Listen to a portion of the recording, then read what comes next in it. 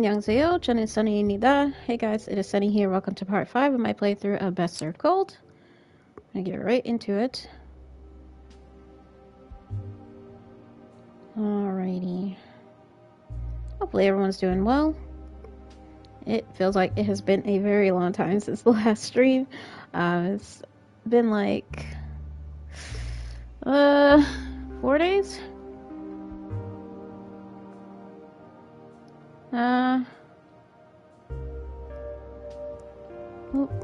Hold on, yo. My computer. Okay, here we go.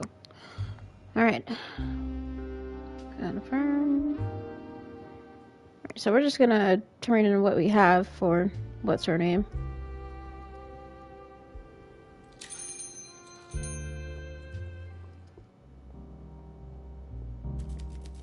Have anything for me. Now it's time to share it. Here. I need who are we accusing? Wendy. Why would a wealthy woman like her need to blackmail and kill Lena Dragos? She's not wealthy. Her life is alive, but she definitely had me fooled. She wants to climb the social ladder. She needs a steady stream of income without having to work. It's a solid motive to blackmail Lena. How do you believe she killed her? Not sure. If you can't confront her with solid evidence of how she killed Lena, then there's no chance of breaking during the interrogation. Share about all this. Once I submit the report at the Judicar, things will be set in motion that cannot be undone.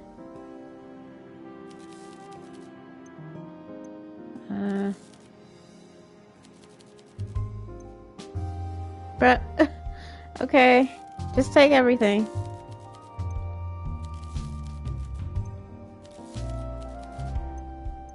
Do it. She may not be sent into motion, so to speak. I hope my faith in you has not been misplaced. Good luck.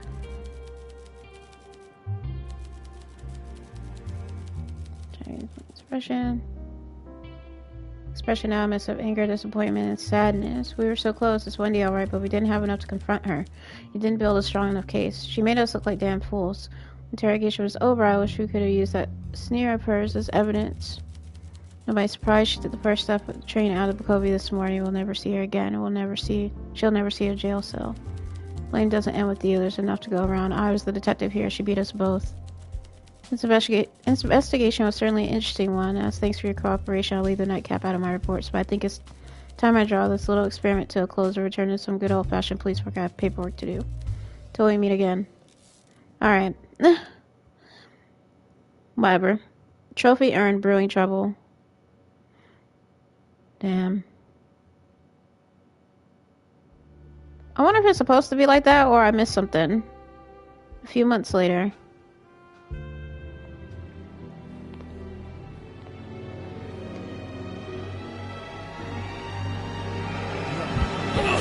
Oh, it's she actually killed him? Bro, that's Olivia, right? She's the actress?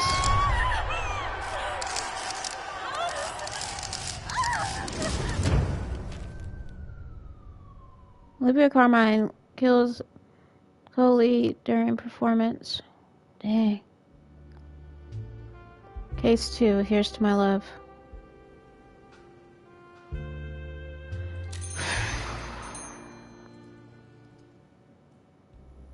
The place seems to be thriving. The bartender tonight. I must return home without even a hint of alcohol in my breath. She must not know I was here. Who? My mother, of course. Who else? What did you do this time? Feel free to stay as long as you like. Much appreciated. Tempting as it may be after recent events, I doubt my punishment will be reduced if Mother finds out I also frequent an illegal speakeasy. Not sure I follow. He theatrically pulls out a newspaper from his coat and tosses it on the table with exaggerated flair. The headline faces you. Murder at the opera. Leading man stabbed by co-star. Famous opera singer and radio star Olivia Carmine was witness stabbing fellow performer Stavros Stone during the performance of Dalliance at the Maverick. I'm just grabbing my glasses because I realized I didn't put them on. It's not like I can't see, but to make sure that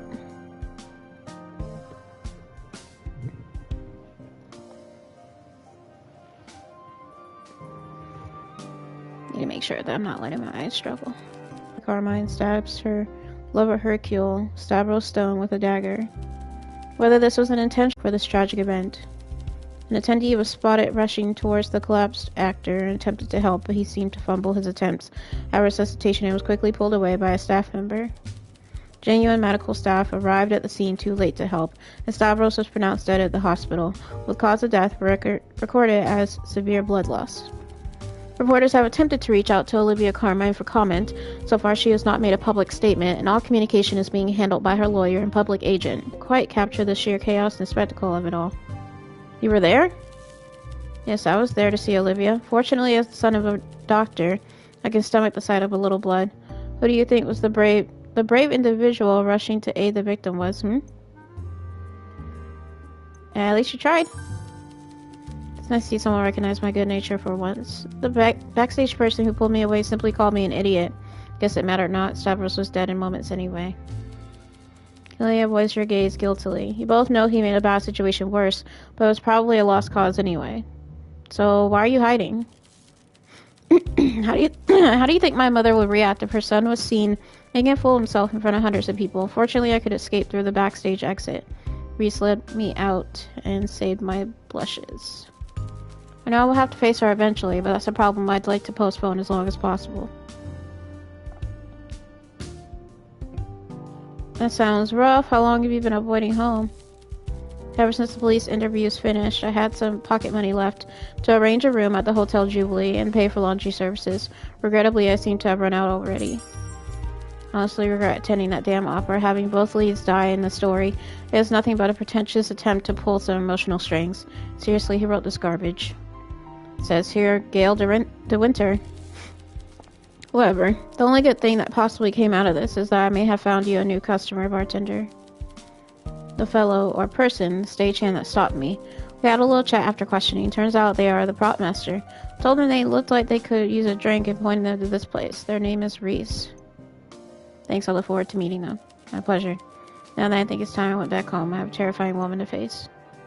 May the goddess watch over you tonight. Interesting. Hugo Martins descends the stairs of the speakeasy and sits down at the bar with a level of confidence and comfort you haven't seen in him before. It has been quite some time since his last visit. You weren't sure if he would come back. Whatever come. Oh my god, y'all. I don't know why it dropped. Hey, y'all. It says unstable. 1 second. Jeez.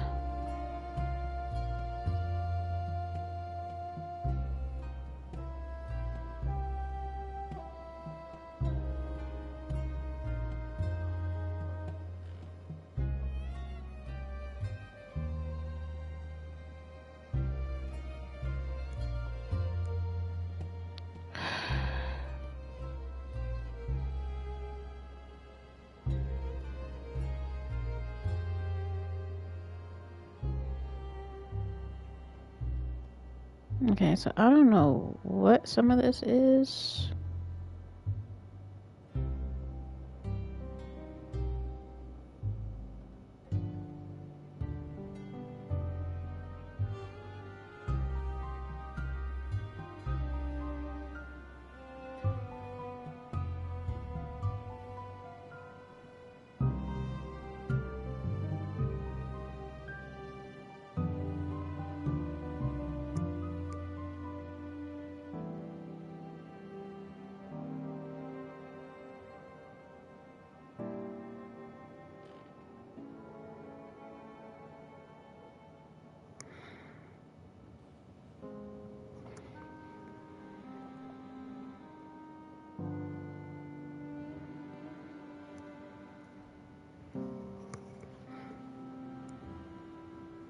I didn't even notice that it dropped.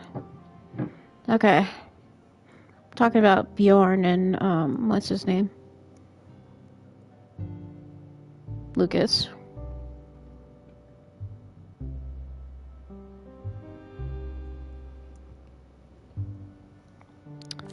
Olivia's your choice then. Oh, and that Olivia's our, best customer because she pays off her tab and everything. Oh, crap.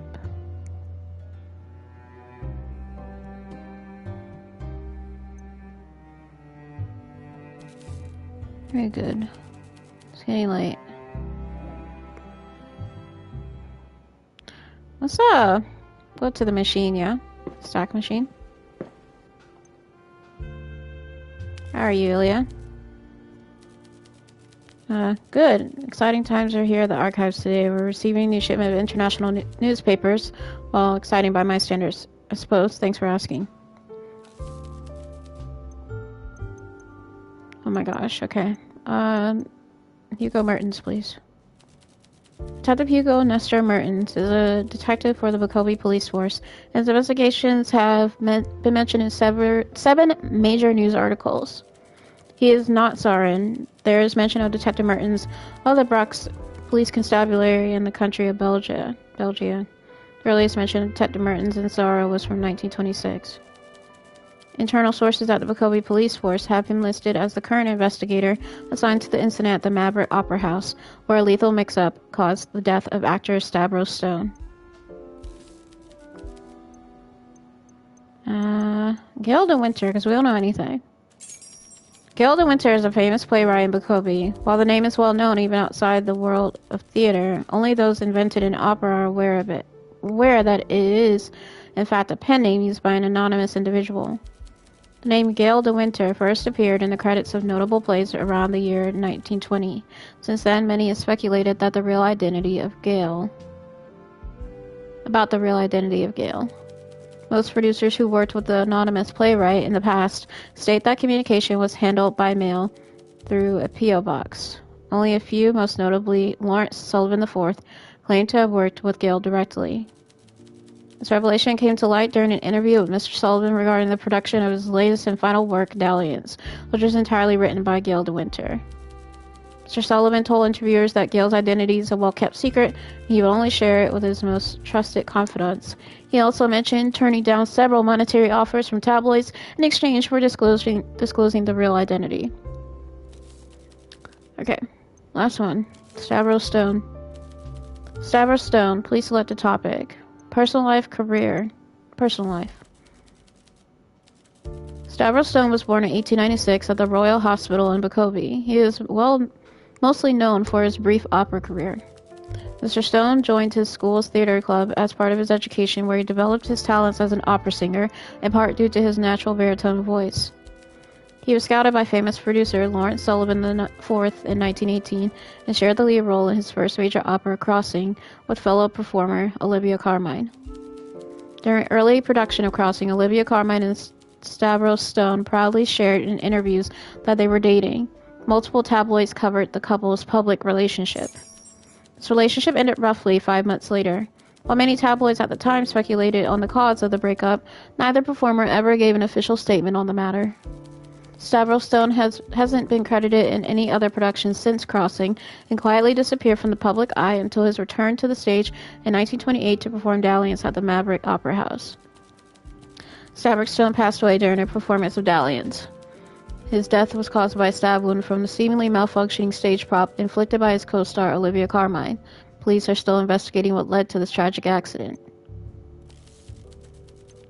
Okay, career. Had an interest in theater during his education, practicing his skills in his school's theater club.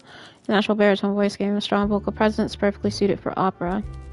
Playing mostly side characters during notable opera works, his real rise to fame occurred when he was scouted by producer Lawrence Sullivan IV, who had him audition for the male lead role in his now famous work, Crossing. Stavros managed to impress the production team and was given the lead role alongside Olivia Carmine. The two leads became romantically involved sometime during early production. A couple months after the final performance of Crossing, the couple announced their breakup. While neither party disclosed any details, tabloids speculated heavily. In the context of his career, some sources noted that since then, Stavros was not given any role in any major production over the past 10 years, despite the massive success of Crossing. That's weird. While purely speculation, industry veterans and those invested in the world of theater attribute this to Mr. Stone being blacklisted by producers. Although confirmation was never shared with the public, this theory is widely considered the most plausible reason for Stavros' absence in the theater. His long hiatus ended in 1928 when Lawrence Sullivan IV decided to reach out to Mr. Stone to fill the lead role of Hercule in his latest and final work, Dalliance. Stavros' activities during those intervening 10 years is currently unknown. Interesting. Yeah, let's log off. Very, very interesting.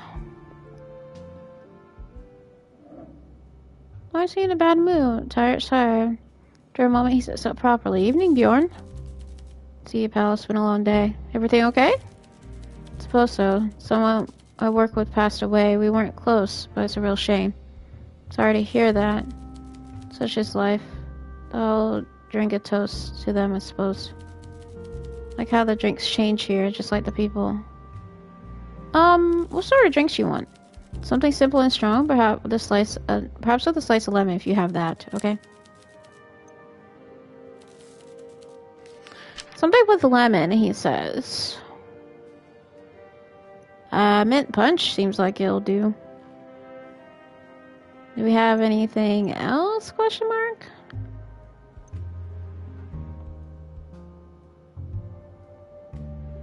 Evening prayer is good too.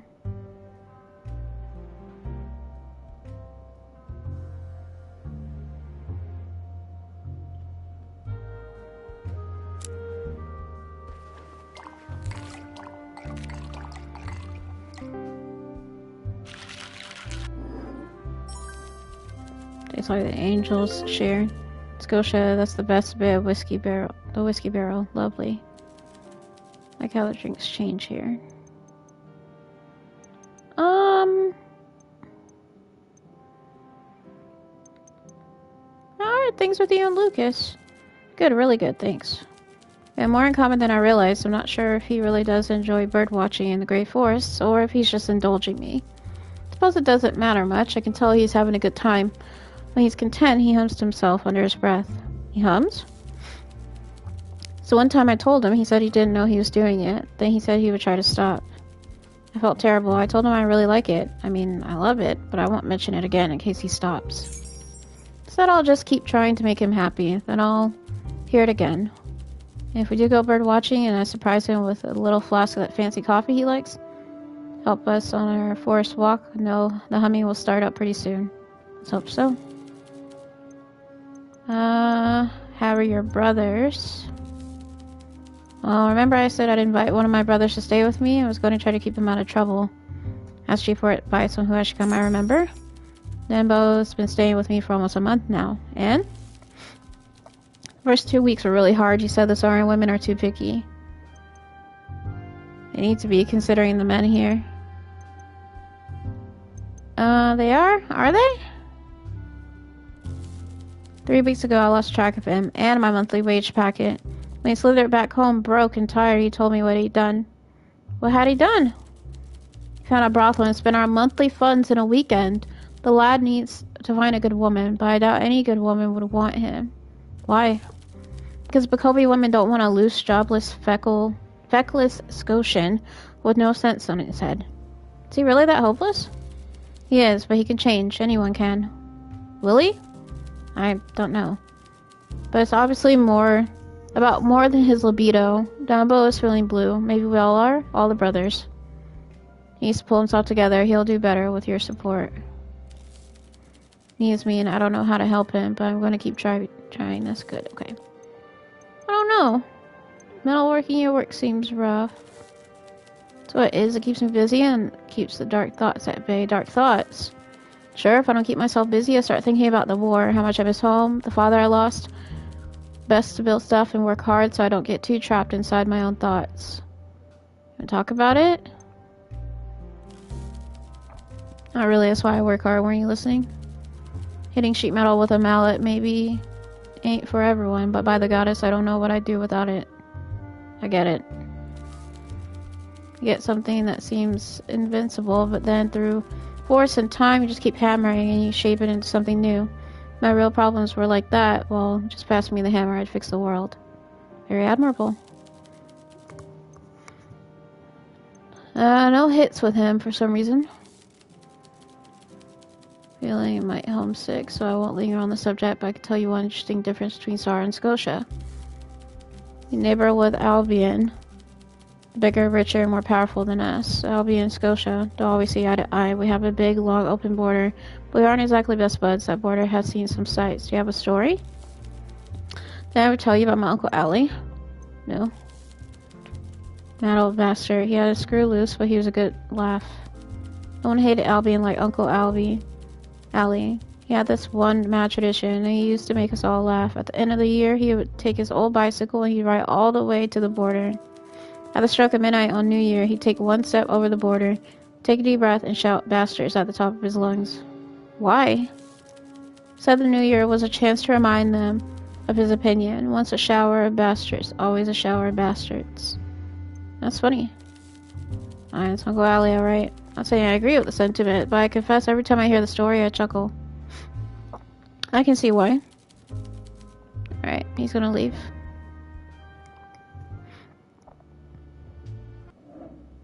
Hello. My old favorite's no longer. I think it's dreadfully dull. Do you have any interesting topics to cheer me up? What do you like to drink? Fun is for coffee. Can do. Alright, well, Ambush is here, so. Anything else with the coffee? A cold winter.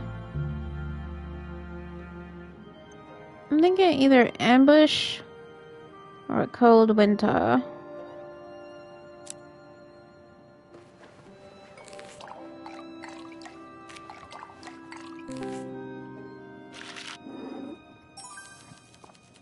Just perfect, thanks. How's life treating you? I'd say things are quite pleasant. My work is fulfilling, and the company I keep has been delightful for the most part. It's not all roses and sunshine, though. Afraid to say things aren't going too well for my dear cat, Martha.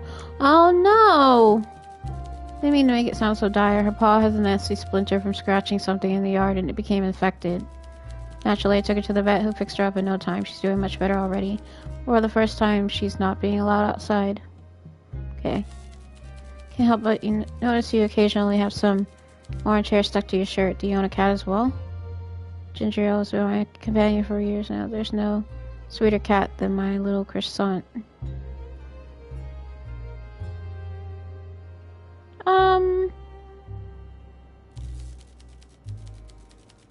Trophy earned. 1 orange brain cell. Now I can recognize a fellow cat lover. They're marvelous, graceful, independent creatures, aren't they? Like my cat, sure. My cat is a mangy little terror. Cats are a constant delight. Say, I was wondering, is your cat allowed outside, or do you keep them strictly indoors? Indoors. Smart choice. The streets of Bakovia are no place for a pet. Fortunately, my home has a large closed-off garden, so Martha can safely enjoy the fresh air. It's been really fun to discuss. Perhaps next time we should exchange photographs. We should? Okay. Do you enjoy the opera? How are things with you and Bjorn? With my friend Celeste? What happened? Dan windbag Fizzy Calhoun ruined everything. Bjorn and I had a first fight because of her. What did she do? She wanted me to meet this new fellow I was so smitten with. She organized one of her legendary dinner parties and told us to come dressed in our Sunday best. And when I told Bjorn, he got very worried about what clothes he should wear. I told him he really didn't care, and he should just wear something smart.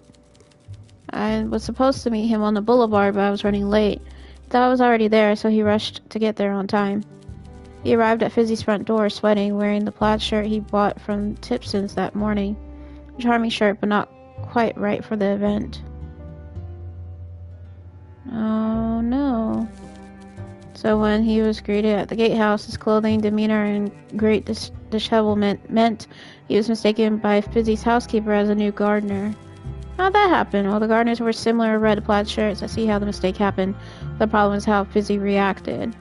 Bjorn was instructed to go to the greenhouse and await instructions.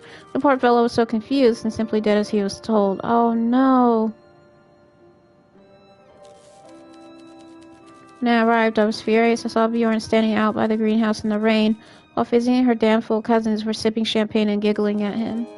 Perhaps you know me well enough by now to realize I do not lose my temper often, but this time I called her a crooked witch and I went outside in the rain, grabbed Bjorn by the arm and told him he was too good for these people and we should go home. But you said you argued with Bjorn. We did indeed argue when we got home. He was mad at you. Yes, but not for the reasons you might expect. Bjorn said Fizzy and her friends were just having some fun, and he didn't mind. Worse, he then chastised himself for being naive and dressing incorrectly. See, I got mad and said those people were not real friends if they treated him like that. But Bjorn told me my friends were important and he had to learn how to integrate into their world so he doesn't embarrass me. Did you figure things out? Somewhat. I apologized, then he apologized. I'm not sure what I'm even sorry for, and I don't think he is either. Did I get the situation all wrong? I have to ask you for your opinion. On what? Tell me, did I handle the situation badly? Is Bjorn right that I must help him fit in with my friends? Or am I right? Those aren't real friends that they treat Bjorn poorly. Ah, no! What the hell? Can't let him be hurt again, can I? Or does he need to... Friends, just talk to him. Suppose you're right. Oh, fuck me. I accidentally selected... I don't know what I selected. It went by so fast. As much as you think, my colleagues in the bank is wonderful. Listen to go on and on. Sure, my interests are a bit judgmental. Your coffee interests? My culture interests include adventure novels, radio plays, even comic books. That marks me out as a bit different. I don't share my interests at work anymore. It's the same with music. I like orchestra, but I'm also partial to a jazz club, and when it comes to literature, what really is the difference between literary and speculative? It's a sad tale of a middle-aged man on the downward slope of a failing marriage, losing his libido and reconciling with his drunk father, truly more worthy than some tale of an escapist adventure. Kind of adventure? I don't know, a tale of pirates in peril on the high seas, a dark castle on a windy moor, where the lord of the manor becomes a wolf during the full moon, a tentacle eldritch terror emerging from the floors of the ocean to terrorize a small fishing town? Sounds thrilling. Indeed, the literary world can be very snobby. What's wrong with having a little fun? Why must miserable reality be better for our soul than escapist fantasy? A writer friend once told me, never be afraid to write something people might actually enjoy.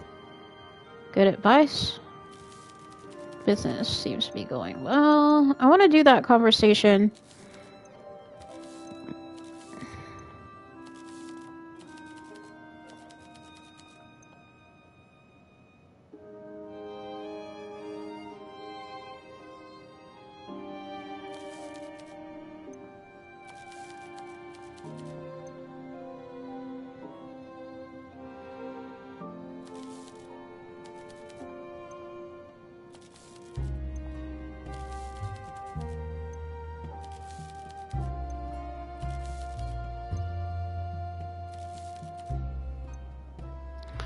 Bjorn wants to fit in, so help him. Help him connect with your friends, but maybe not Fizzy.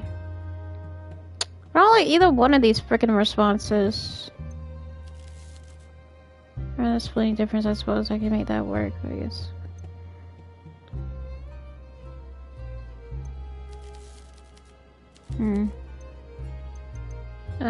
That's it for today. Guess I have some,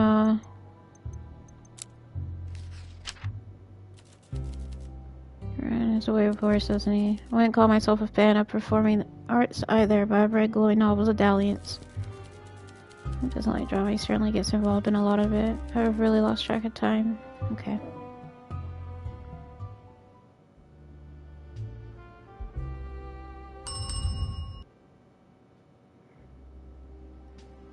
Alright, let's go to the board then. At the opera. I don't know what that means. Gail de Winter's a pet name. Star couple. And closed doors. I wonder if it has something to do with Olivia. I'd be hard pressed to find out it has anything to do with her, but we'll see.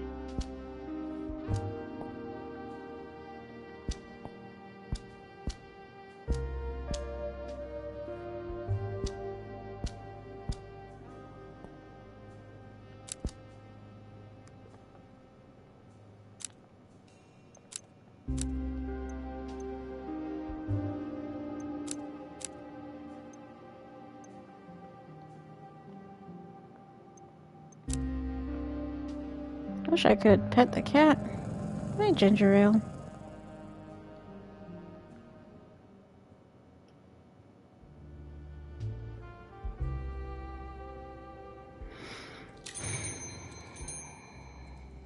Sandra Fisher.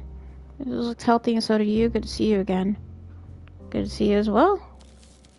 Get my head low long enough. Been taking long walks in the mornings to clear my head. I saw a military ship port in this morning. You know, if we're really looking at war on the continent again, places like this will be invaluable. And if you're the only gig in town, well, I should pass on what I know if it can help, right? Still serving drinks. So my advice from last time can't have hurt. Absolutely. I don't know if you're just telling me what I want to hear, but I'll do the smart thing. I'll take the compliment and assume you're being honest. Speaking of honesty, I presume you noticed some people talk more freely when they had enough to drink? Well, this may be true for most people. There are people like myself who have a bit more mental fortitude. Not sure I follow. This place is a sanctuary, and when people feel safe, they open up. But people who need to be careful what they say are on guard when they feel themselves losing control. Some people have learned to clam up when they had too much to drink. Fascinating. After years of working at the bar, I noticed that the best way to loosen these people up is to rely on subtlety. The key is to get your customer nice and loose while they still feel like they're in control. Get them too drunk and they'll be aware of their inebriation, making them avoid potentially uncomfortable conversations. You want to keep the needle in the metal, so to speak. Get them to just tipsy enough where they believe they're still in charge. That feeling of comfort will make them open up. I'll keep that in mind. How about you show me that in action? I could use a drink myself. A flavor you fancy? Favorite flavors off the menu? How about something seasonally appropriate for a chance? Would that be enough to work with? Girl, that don't tell me nothing.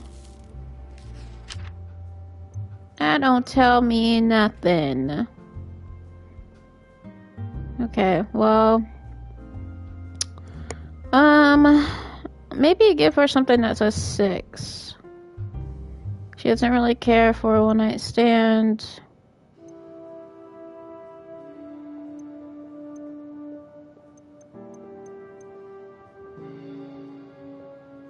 Ambush. Be a drama queen. Ugh. Why did it start going up?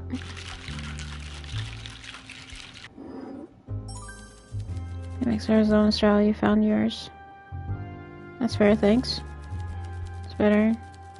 You know, I don't have anyone else to share my knowledge with, but the goddess, if this prohibition ever ends, maybe we could work together. Every night a dream of this kind of established I would open if I could. Unless things change, though, a dream is what that will remain. Maybe you could help out here? It's decent of you to offer, but I don't feel quite brave enough to break the National Prohibition Act. Besides, this place doesn't need me, it has you. Tired eyes scan the room as if she wants to take in the nostalgia of old Bacovi bars. Finally, her gaze rests upon the stack in the corner and she lets out a soft chuckle. Here I go giving tips on how to getting information when you have one of those puppies sitting in the corner. You're familiar with the stack? Quite familiar. There's a public terminal at the Bacovi Library. It's incredible just how much you can learn from that thing. People, places, history, anything ever written down can be found with it. The librarian was kind enough to let me use it for a whole hour, for only 3 lei.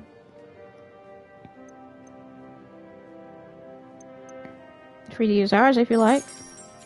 No thank you, that won't be necessary. You spent enough time with it. I researched the lakes of Zara.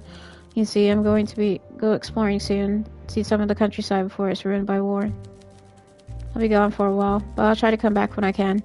This place brings back memories, and it's the only place a girl can get a proper drink. I'll see you around Barkeep. Look after this place. Bye, Sandra.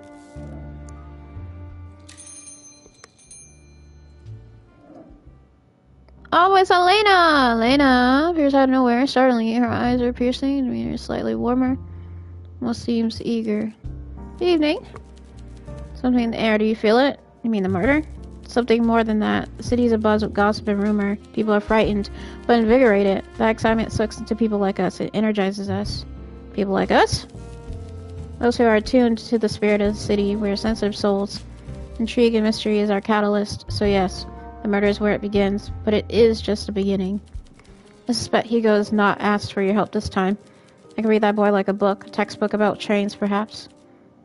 Anyway, I assume he wants to go this one alone, but I have a proposition. What proposition? Last time we worked together, if you want to call it work, I felt something, a spark. It felt like the old days.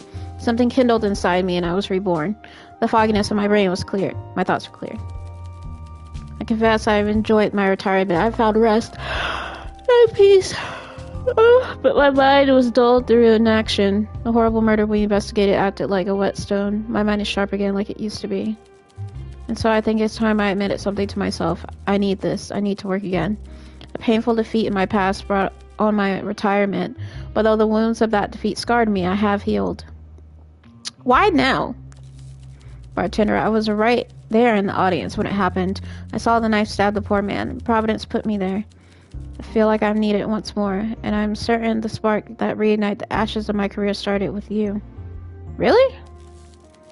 I need your connections, your insight, your ability to talk with strangers, your position of trust, allied with my guidance and knowledge. We make a potent team. I propose we get to the bottom of this tragic event and solve this newest mystery together. Where do we start? Still need Detective Mertens. His position of authority lends us credibility and a reliable channel to report our findings. He feels he must take the weight of this case on his own shoulders alone, but I fear it is beyond his capabilities to succeed without us. We will collate our findings, and then you will report to him, but only when we have examined all leads. So let us begin. I will brief you on the facts of the case forthwith. I'm ready. That's the spirit.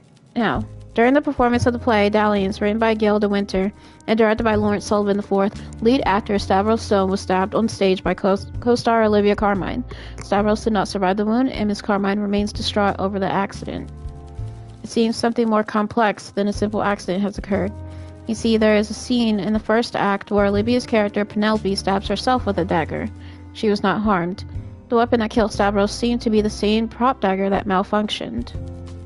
I find this suspicious as the prop master Reese, now fired, has a good reputation.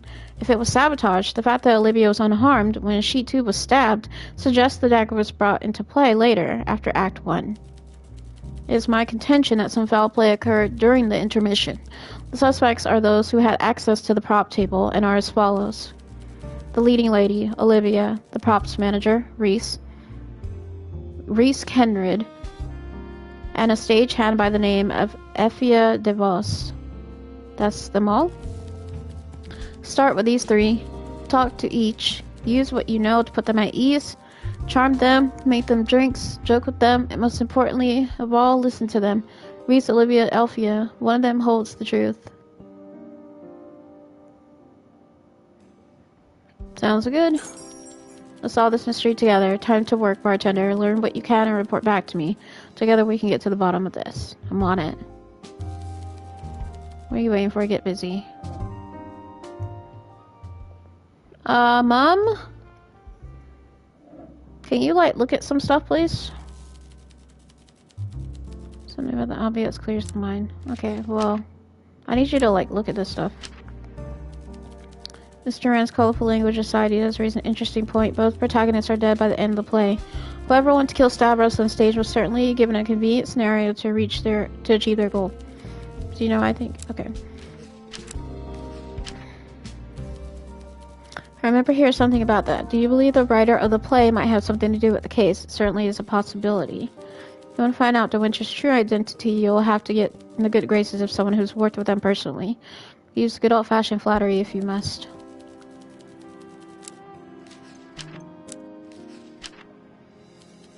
Interesting. It's worth grilling her for more information on this next time you see her. Breakup usually implies messy negative feelings, and any smoldering resentment between Olivia and Stavros may be relevant to our investigation. And if it isn't, well, she could probably benefit from learning what it feels like to have someone dig through your dirty laundry, you know? That big box in the corner told you this? I'd love to have tools like that at my disposal back in the day. So Stavros' reputation may have become tarnished somehow. It would explain his absence from the stage, but what could have caused it? Try digging some more? Tell you this much about actors, there's always drama behind. That's why I told you, Olivia. Okay.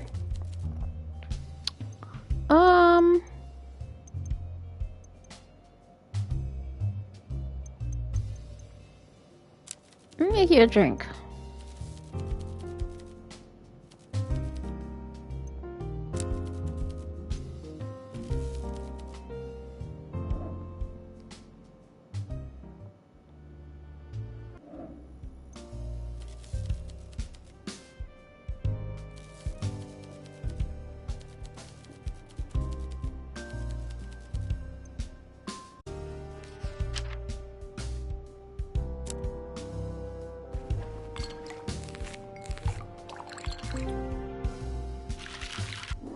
What was that mint punch?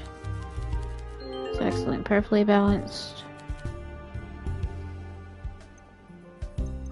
You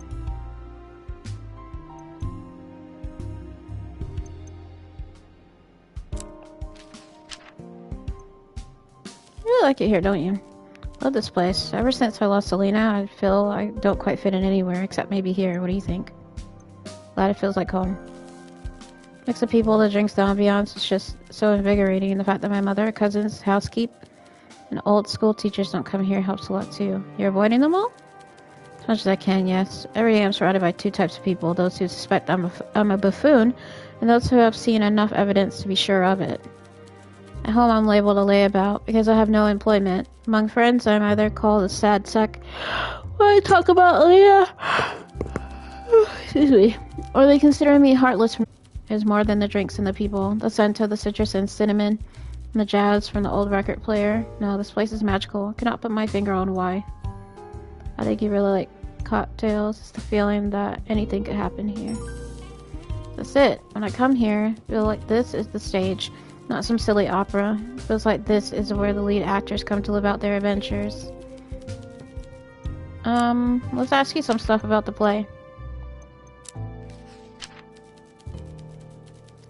Telling me they used to date? I should have known. It's not enough to be merely handsome and wealthy these days. You have to be famous, talented actor to stand a chance with a modern woman like Olivia Carmine. That explains a lot. Such as? Well, the fact that she completely dismissed me, for one thing. I can't think of any other reason why she would have. I can think of a few. A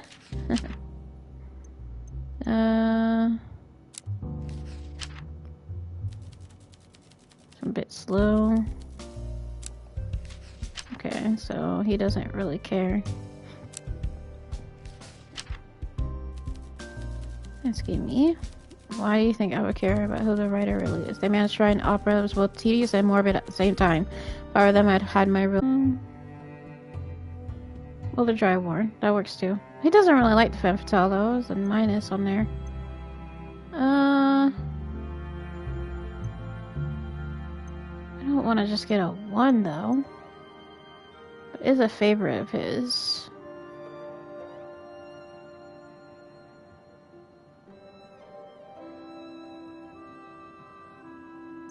I want to get him a little tipsy though, I'm not gonna lie.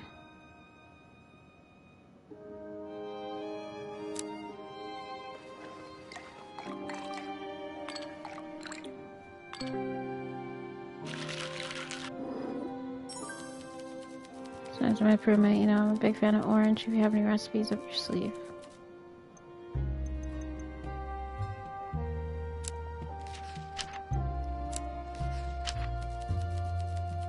Those were all young and foolish once. Of course, Stone was a talented actor, and I'm sure he was fairly charming in his day, as well, despite his humble background. But I'm glad Miss Carmine came to her senses and married someone of her own social standing. Something to be said for broadening one's horizons, but in my experience, trying to unite two different worlds rarely leads to anything good. What the hell does that mean? Certainly explains why he disappeared off my radar. I like to keep up with soaring culture, you see. From what I recall, he was excellent in crossing. I don't imagine it made him the kind of money where he could afford to retire early. Dang, I missed whatever the second thing he was gonna say, or said. Yes, of course, I was aware that Gail de Winter is a very talented writer indeed. Naturally and well equipped. Of course, it's nothing but speculation. Only people who know for sure are the ones who worked with them directly. Producers, directors, and the like. Us common folks aren't privy to such secrets. Interesting. Can't believe you would even consider Olivia a suspect. What happened was a tragedy for all involved, including her. Can't rule anything out. Sounds just like the detective. Seems like he's rubbed off on you. Can't stop you if you're really intent on investigating. Just be a little respectful. I will. It's getting late.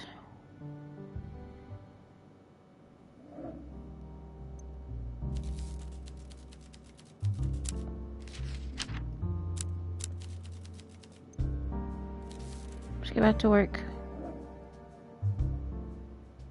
I don't think I learned anything. Let's go back to the stack machine and see if there's anything new. Olivia Carmine. Please select a topic. Personal life. Olivia Carmine was born in 1894 at the Royal Hospital in Bukovy. She's the daughter of Bartholo Carmine and famous singer Victoria Carmine, notable members of the ancient aristocratic Carmine family. Olivia enjoyed a prestigious private education, where her talent for singing as a mezzo-soprano was quickly discovered. Nurtured by the experience of her mother, she made her first debut at the theater in 1918 with a performance in Crossing. Sufficient tabloid coverage and magazine articles exist to strongly suggest that both leads, Olivia Carmine and Stavros Stone, had entered a relationship shortly before the first performance. This relationship ended a few months later. While many tabloids have speculated on the cause of the breakup, an official statement was never released by either performer. Olivia later married Gustav Trafalgar, though opting to retain her family name. Their marriage lasted for 5 years before Gustav passed away from cardiac arrest caused by a congenital heart defect. Olivia has since stated that she no longer holds interest in long-term relationships. Oh my god, y'all. Okay. Third time's the charm, I guess.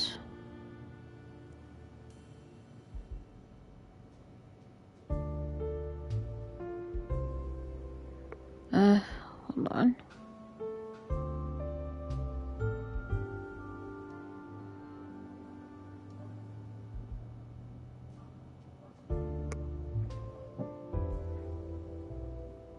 Accidentally blocked my computer. Okay. It says that there's 12 devices connected.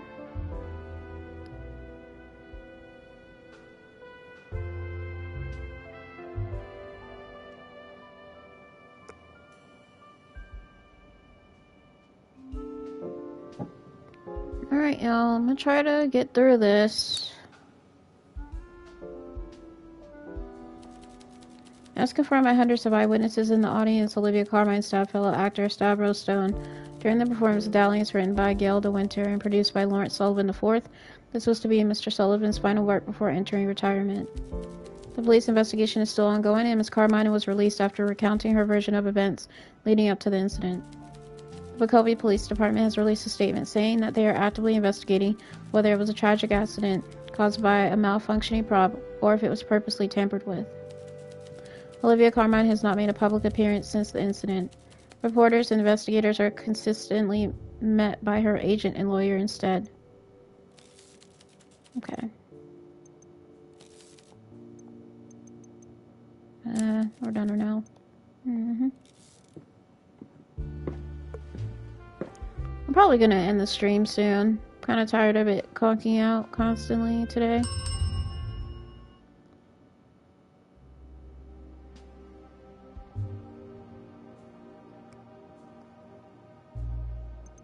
Time and place. It's down. Some with prop. Okay. Try to connect everything.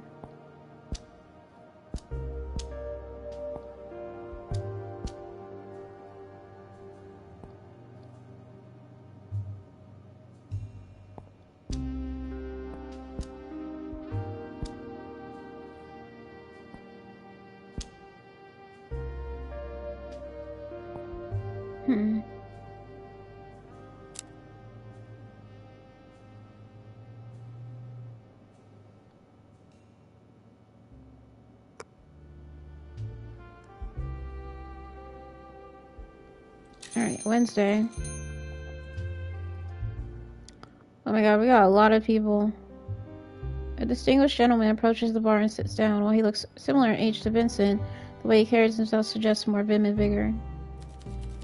Well, their pleasure to make your acquaintance. I presume you run this fine establishment? I presume correctly. Wonderful, it's always great to meet new people. Though my reputation precedes me, I feel it is important to make introductions regardless. I'm Lawrence Sullivan IV, theater producer and director, great-grandson of Lawrence Sullivan III, and current patriarch of the venerable and well-respected Sullivan family. Wow. You work in opera, right? Yes, that's right. I'm pleased you're in touch with the cultural landscape of Bukovy.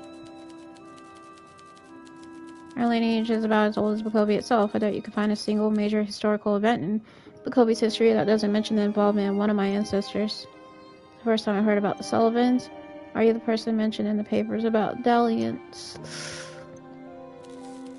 Why, yes, I am. It pains me greatly that my family name has become associated with these terrible events, though. Would you like a drink?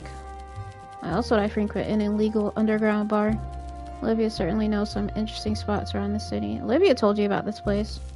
Yes, indeed. She told me about the fantastical portal to pre-prohibition times I could find hidden beneath Librarian. Interesting. Unfortunately, due to recent events, she didn't have time to tell me exactly where to find the entrance. Fortunately, I know Vincent well enough. We've always moved in similar circles, so I simply asked him where to go. And here we are. Very good. And how about that drink? What flavors do you enjoy? Now bear in mind, while I look consuming the beverage, perhaps something simple to represent my modesty, something with a little flair, that's the proverbial cherry on top. Right. That doesn't tell me anything.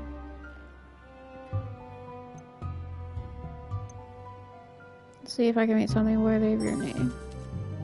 It's a spirit. I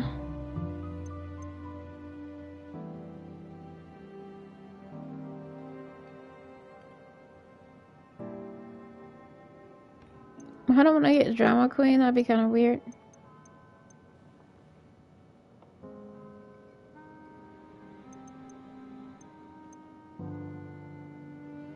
Maybe one night stand? That'd be a perfect 6.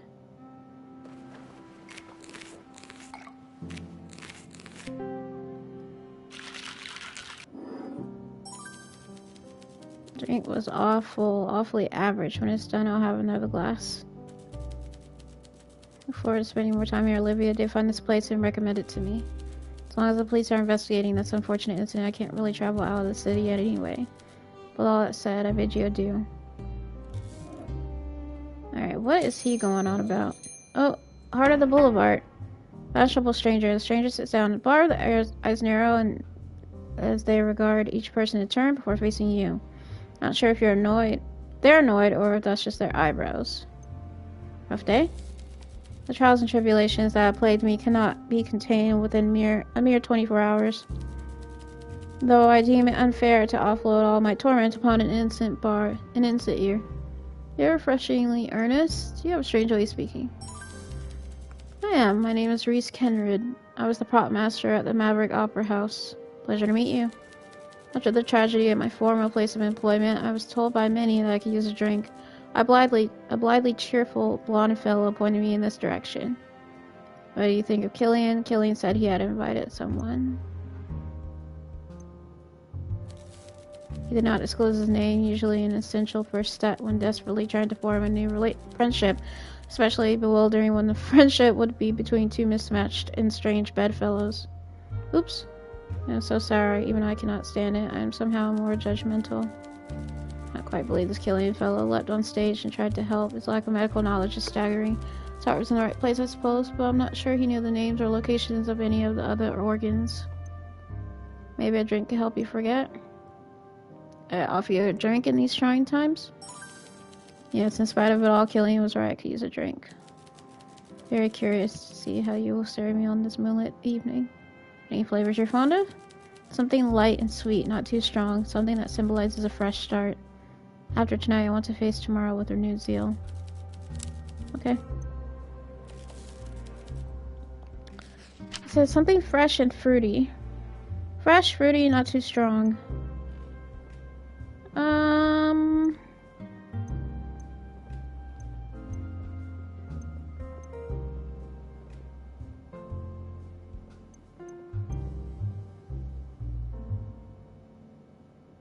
Maybe this one?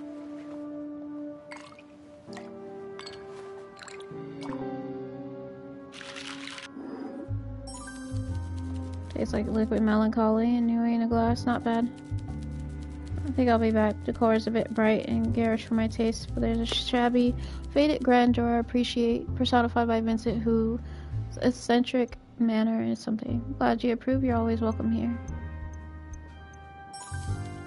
This mask of affected disinterest slips for a moment, and they let out a little breath. Perhaps a sigh of relief. You suspect they are going through a difficult time. Perhaps I can bring my friends along. The Ravenborn Society might enjoy it here. We need a new place to discuss this month's novel.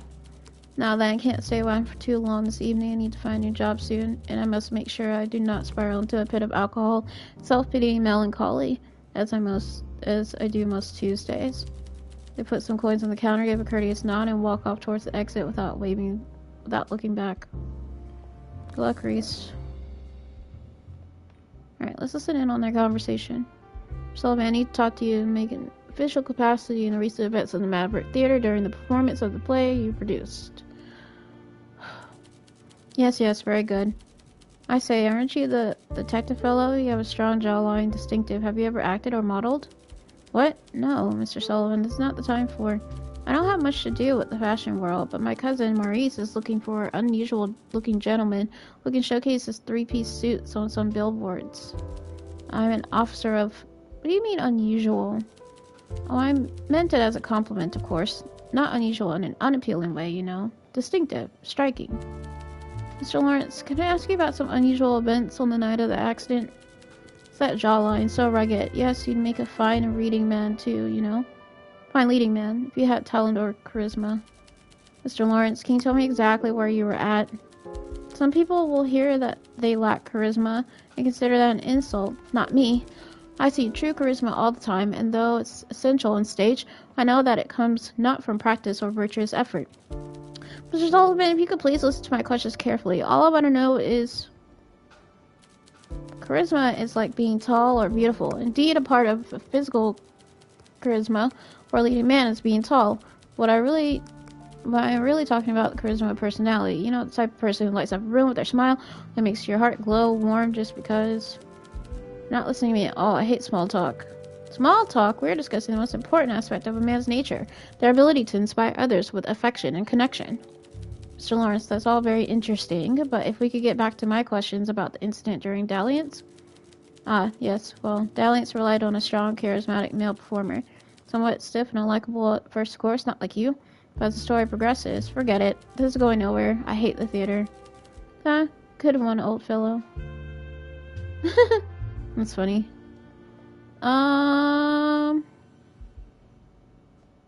Let's try to talk to him.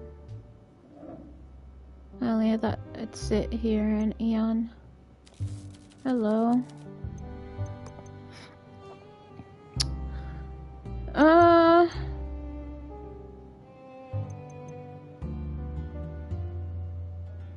me about your other place. So must I? I really feel Dalliance is my defining work. Everything else has been a stepping stone, including the step. What was the step about? It was originally Bill Dung Grossman, about a young man whose genius was curtailed by an overbearing wife. It wasn't well reviewed, but needs must. It opened the doors for better projects during the middle period slump of my career, and I think the critics often talking out of their, well, you know. Anything else? Directed 100 plays and produced more. Give me a subject, and I'll tell you about a play I've worked on. Bars, Wars, Small Orange Beavers called Birdie. Yes, I directed a play called Nasdre. A wonderful little pot boiler about a tavern that was snowed in, and the patrons knew one of their companions was a killer.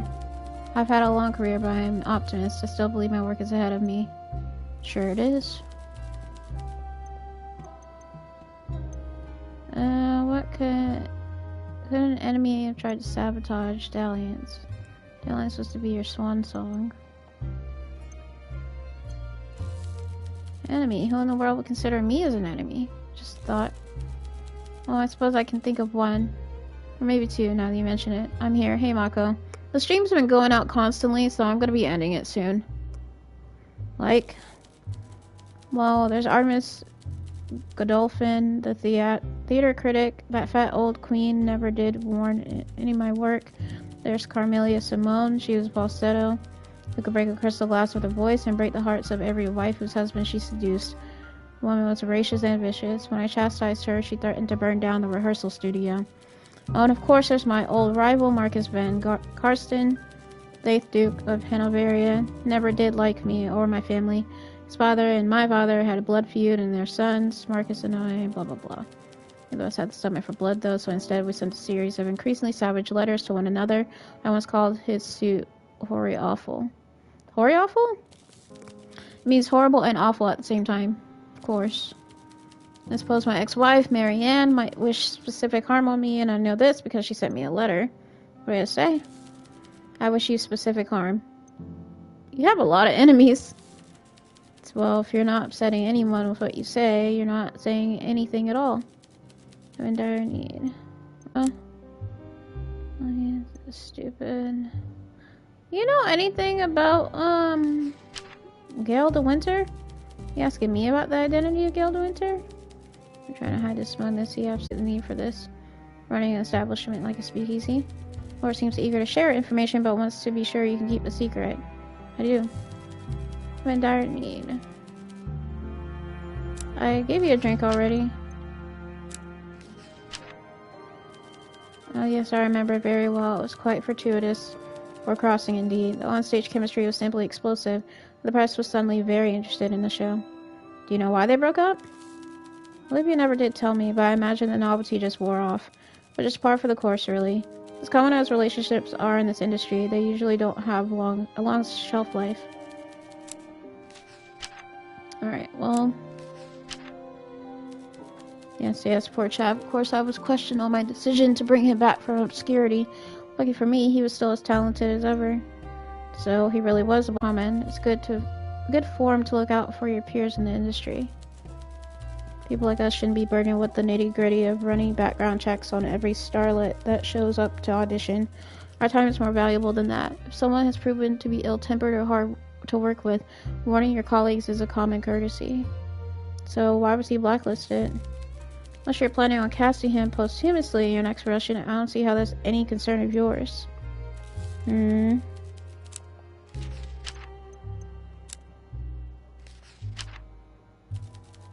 awful tragedy. I really can't imagine any of my staff would do something so diabolical. Are you certain these are the only possible culprits? Afraid the facts seem to point in that direction.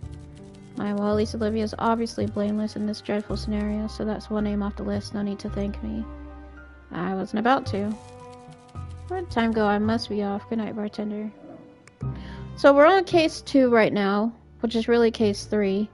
I did not solve the Alina murder only because I couldn't figure out the motive.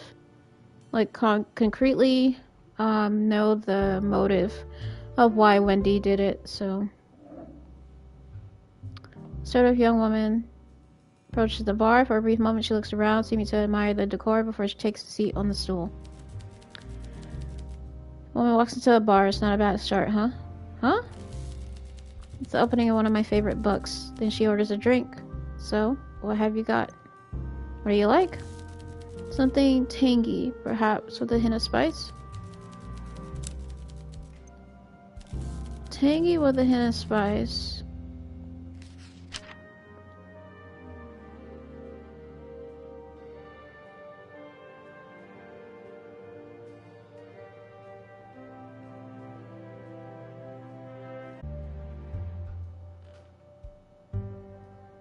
I don't know if that would be the one night stand or the poison drop for her.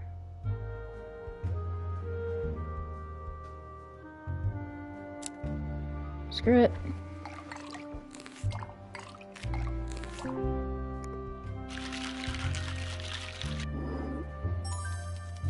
You tell yourself this isn't quite right, but it's not bad either. I use nice isn't doing a good thing here, creating a place for us all to drink and mix clientele. Most of them aren't awful. What does that mean? take my cynicism too seriously. My opinion of people improves dramatically when I'm no longer so sober. Thanks for the drink. It's kind of rude, not gonna lie. What do you want, sir? Detective? What do you want? I'm very busy right now. You know, I never pictured you as a Nestor detective. Any more thoughts on the BPD? Right now, I feel they are compromised public service. I'm willing to give hardworking officers like me the support and resources I need to achieve success, but expecting it nonetheless. Have you always felt that way? No, true, I was once very naive. An exemplary officer of the Bukovi PD, the youngest detective, and an outspoken evangelist for the duty, honor, and integrity of the Bukovi Constabulary. And now, views of our system at length. Talk of honor and justice and equality, but the more I see the force, the more I think these values are just words, no action behind them. I'm a bartender, I miss Belgium. I miss a place where everything made sense and where there are rules and we followed them. There are too many shades of gray here. Rules we must follow, rules we must ignore, and rules we don't talk about. Was Belgium so different? Maybe. I don't know. Perhaps the whole world has changed. Sometimes I have this dream bartender. I should not tell you about it. Maybe another time. What do you want?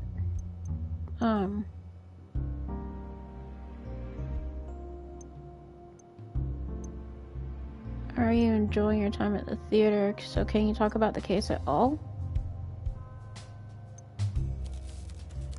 To my partner, yes. You're not my partner. You don't have a partner. That's correct. And why would you want to get involved anyway? Is it not better to keep your nose clean? I want it to help.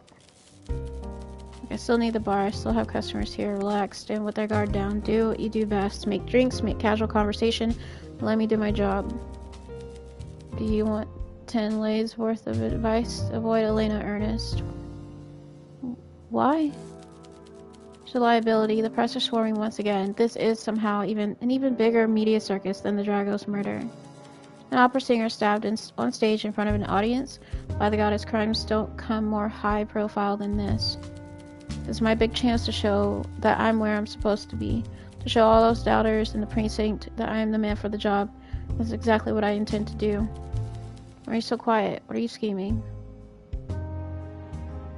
It's nothing, detective. It's well, very good. What do you want? I'm very busy.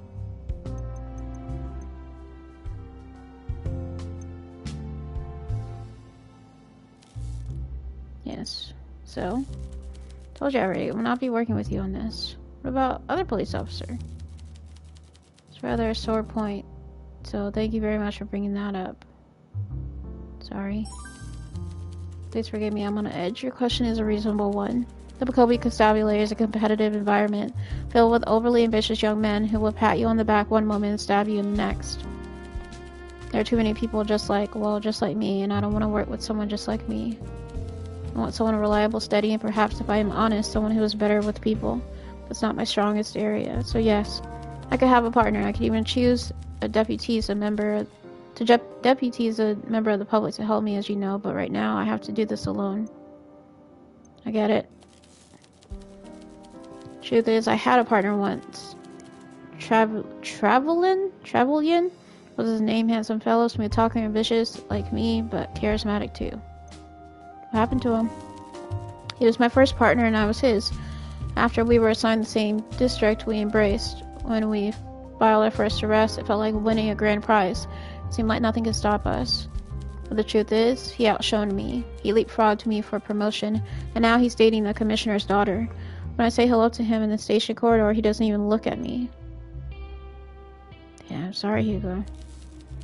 Don't worry about me, bartender. There was a lesson in it for me. A lesson there for you too, if you want to hear it. Sure? I let Trevelyan take the lead, take the glory. I become a sidekick, a side character in my own life, because I thought his success was our success, so I coasted on his achievements and didn't push myself to reach my true potential. A clever young woman once said, "Never dim your star to let another shine brighter." She was right. You understand what I'm saying? I think so. Good, let's get back to our respective jobs. What do you want? About that dream you had.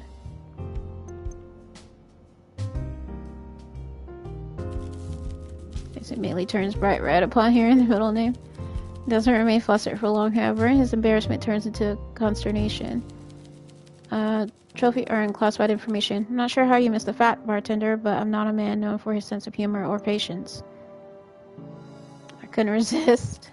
Told you not to dig into this case, and you decided to dig into me and my personal background instead. While I commend you on your ability to gather and collect information, my admiration is lessened by how trivial the information is. Let's move beyond these immature playground games, and I'm in no mood to be mocked today or ever. Apologies. Damn, I was just teasing, bro. Chill. Sometimes I have this dream, bartender. I probably shouldn't tell you about it, but I will. In my dream, I was on my model train, a tiny man as small as a shot glass. I was riding around and around the track on the back of a little locomotive. The little model world was whizzing past. I was content. Okay? Suddenly, on a parallel track, my father came past me on another train. It was cold and there was snow on the ground, and his train whistled past me toward a tunnel. The whistling wind and snow was getting worse. He didn't say anything to me. His face was wrapped in a scarf. He didn't look at me. I could see he was holding a torch. It lit up the path ahead, lit up the tunnel when he went inside. And in the dream, I knew he was going ahead to light up a fire in the cold and the dark. And I knew that at the end of the tunnel, on the other side, if there was another side, he'd be waiting for me. That was my dream. Are you okay? Shakes his head distractedly, then licks his lips like he wants to say more, but his features darken and he relaxes his shoulders. I'm fine, and I'm done with the subject. Let's move on. Are you being funny with me? Huh? I hate everything about working with these people. I hate the way they speak, always dancing around the point. I hate the smell of grease paint and the dirty backstage rooms they infest. That's why I hate their laughter and singing and general tomfoolery. Sounds insufferable. Precisely, and I'm getting nowhere. It's just so aggravating. I can't connect with them at all. I need someone who can speak to these people, someone from their world, or at least someone that isn't me. What do you mean? I know what I am, bartender. Driven, focused, meticulous, but I also know what I'm not. Oh, friendly? Charming? I don't like either one of them. Very funny. Not prone to flights of fancy. Not mercurial. Fond of dramatics, all the singing and dancing, and the way these theater types are so emotional is exhausting. Tell me, why are they always so expensive?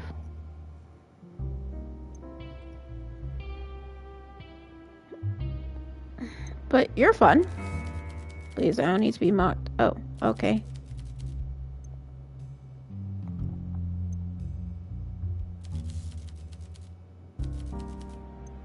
Yeah, let's do that over. Oh, sorry.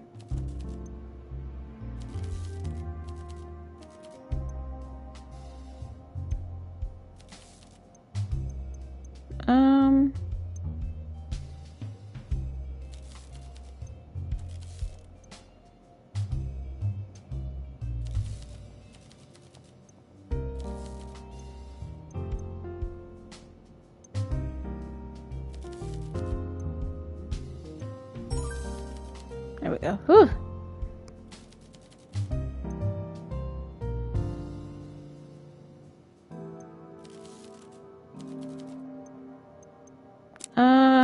You want to help me with some of this stuff? Of course, there was a lover's quarrel at some point. Could have guessed as much. It's very typical. So you didn't know. Strikey is the type of person that reads about celebrity gossip. Thanks, I'll be looking into this alone. Oh, come on.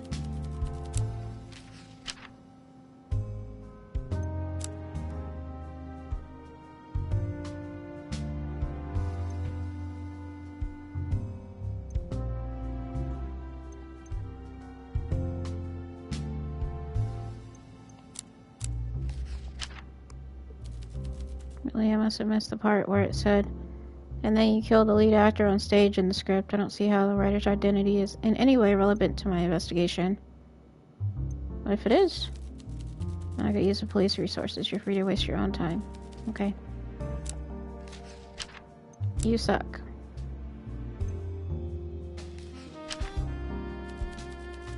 This is relevant. Alright, get on my face. Out of my freaking face, bro.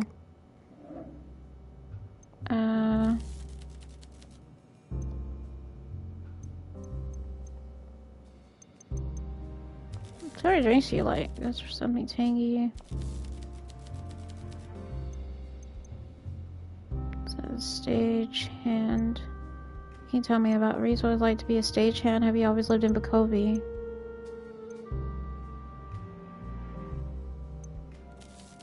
Suppose so. I have nothing to hide. Who had access to the prop room? Reese, obviously, and a few other stagehands. Stavros didn't enter the prop room during the intermission because he was ushered away to have his makeup redone by Lawrence. Although, did see Stavros at the prop table before the actual show. Interesting. This would be a nice place to find a quiet corner and write in my notebook. Good ambiance. Oh, she's just talking about the thing. You tell me about Reese. Why, are you going after them? No, just asking.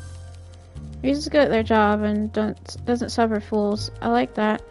Sure, they're not a beam of sunshine and they don't play the game, but that kind of professionalism and detachment is something that shouldn't be held against them. Reese often had flaming rows with Olivia over her lack of professionalism and general disregard for the work they delivered as a props master. I think Olivia respected Reese, maybe, but Reese had no time for divas. Interesting. What is it like being a stagehand? It's a hard job, physical. That's it? Yes, and I suppose it's great if you love working with props backstage, paintings and such. Very fulfilling. It's like being a bartender. It's alright, I enjoy every minute. It's hard work and long hours. Make it look easy and fun.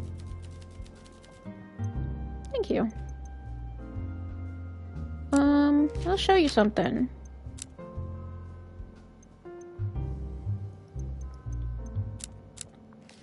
Do you know that they dated before?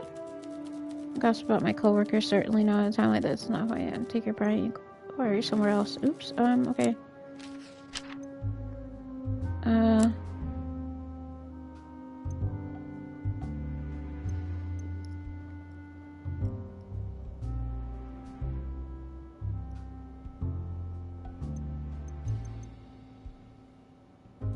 We always lived in Bakovia? Yes, my parents were immigrants and I get that question a lot. What do they do?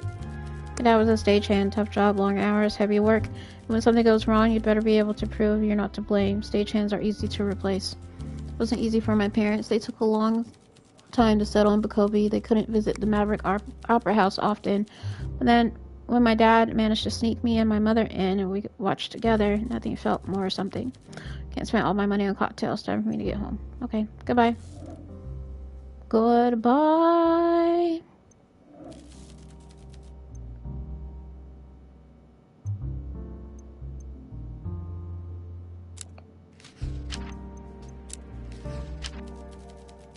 Considering what we knew from the outset about the weapon that's been planted. Always about it. No part of a criminal investigation is redundant. You should always do your due diligence. If he had been at the prop table during the intermission, he could have planted that weapon as easily as anyone else. We'd have to consider him a suspect. Lucky for us, he was only there before the show. Not lucky for him, though. Okay. Flaming Rose behind the scenes. Where was Lawrence in all this, I wonder? It would have been his responsibility to watch out for this kind of thing.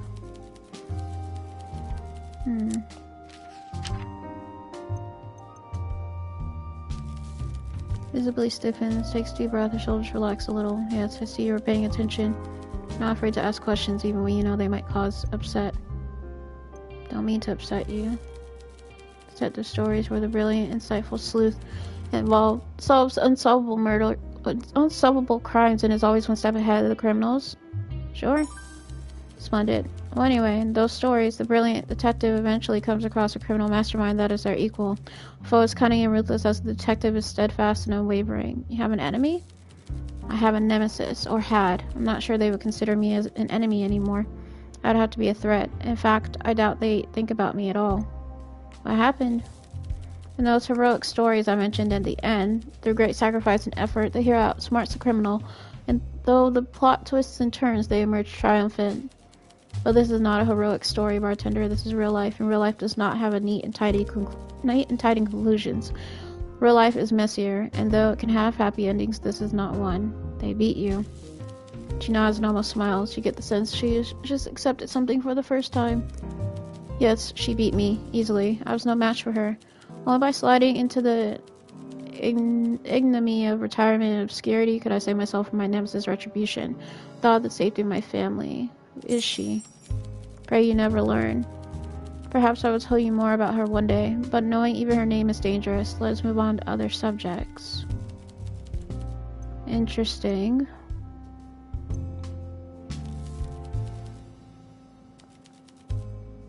Staking and over his head. Either good detective. Give him more than I should.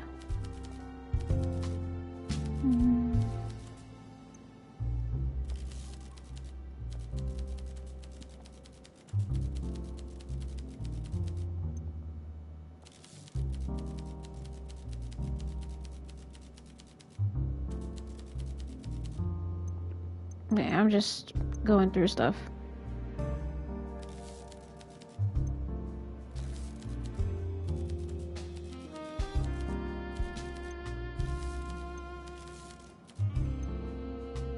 Alright, where's the like to work as PIs rather than sitting at home? Really? She'll even know my husband is the knitter in her household, but investigating is more exciting. Why do you ask? Happy attending bar? I want to do something different, but not investigating. I'd like to be a PI.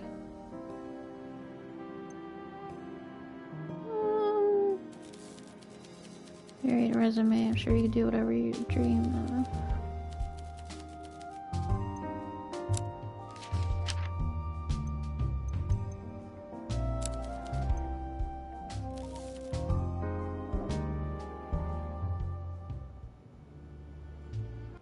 He's still in a good mood? Oh, he's in a bad mood now? Damn, I'm sorry. What do you want?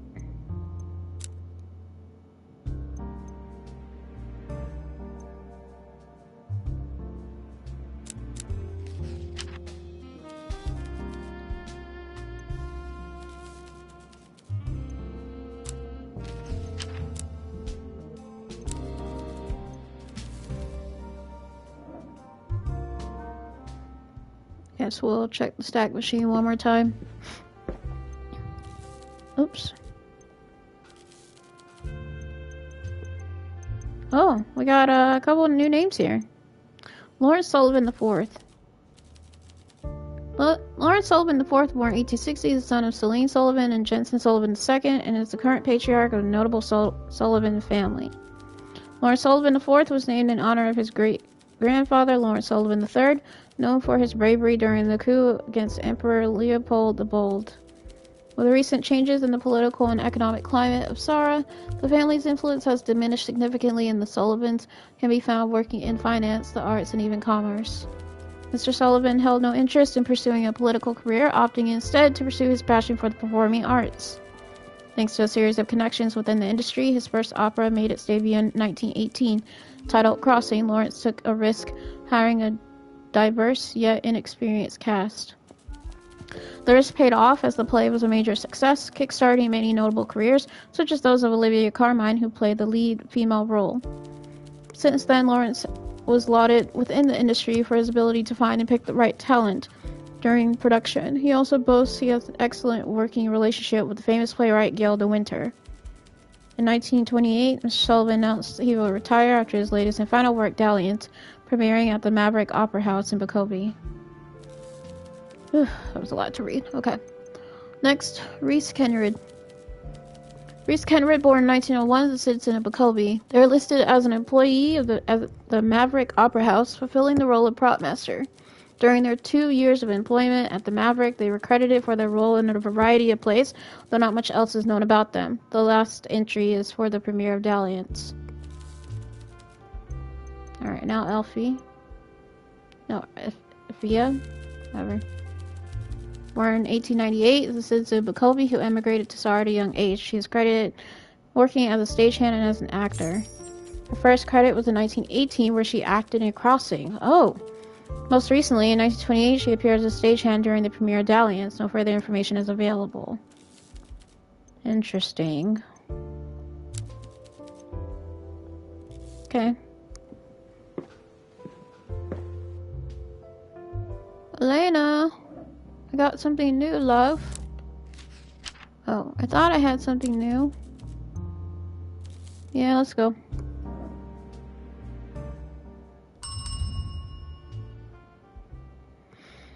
Okay.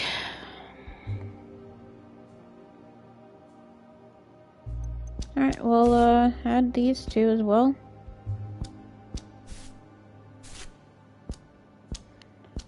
Alright.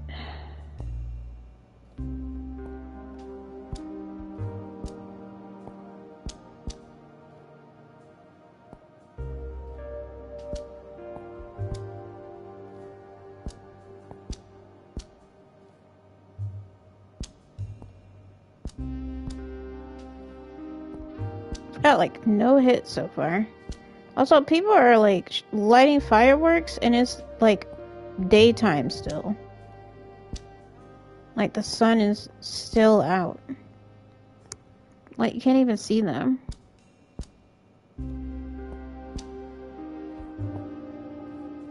I don't understand people. Alright, so I think this is going to be a good place to stop. Thank you guys so much for watching. Really appreciate you taking the time to watch my streams. If you missed any of this, well, I really don't want to stop, but the stream has literally gone out like twice already. And I feel like if I proceed further that it's just going to make it go out again. But I'm not sure.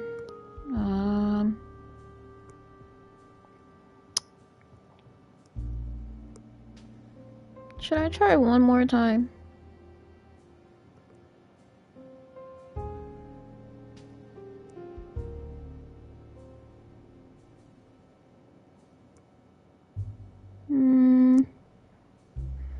Maybe just play a little bit longer.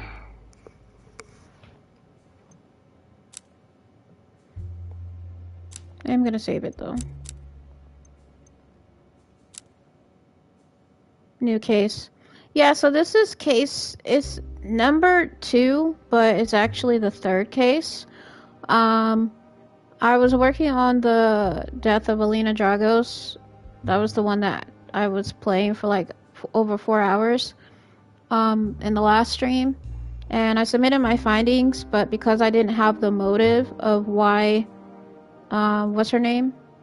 Wendy did it, they couldn't book her. So she got away.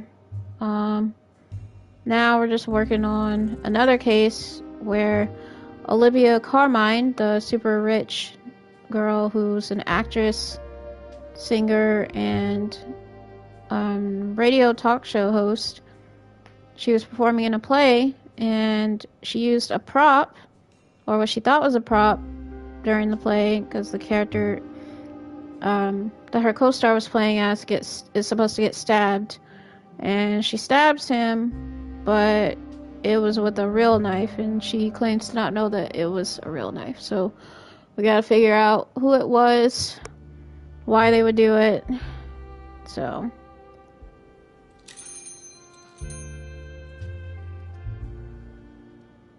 oh my god, there's a lot of people. Tired, annoyed, and visibly frustrated, Hugo Mertens enters the speakeasy. He grabs the stool roughly and wrestles it into position. Sighs deeply, a sound that comes not from his throat, but the depths of his soul. His piercing eyes finally meet yours, and you see a desperate plea for help. Still abstinent, detective? After everything I've been through these past few days, absolutely not. Just give me the strongest drink you have on the menu right now. If it kills me outright, at least I won't have to deal with these theater people anymore. Sure about that? Dead serious. I need to erase the memories of working with this dramatic troupe of clowns. Okay. Finish behind the counter, find the cleanest glass you had, and place it in front of Hugo a drink. Just one more for old time's sake. Okay, so his absolute tolerance is a 6. Let's maybe give him something that's like a 5. Because he's like the strongest drink, and I don't want to give him the strongest drink, you know? Let's maybe give him... A 7. Well, his absolute tolerance is a 6 right now. And we don't want to get him, like, drunk. We need to get him something that's like a 4 or a 5. I'm thinking a 5.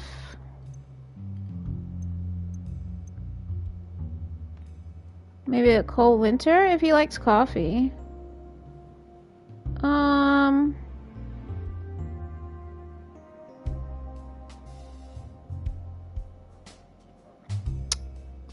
I'm thinking the cold winter, evening prayer, or the dry ward.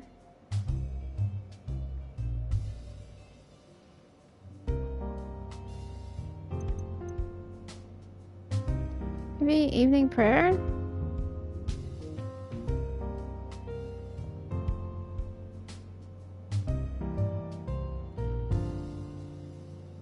Yeah.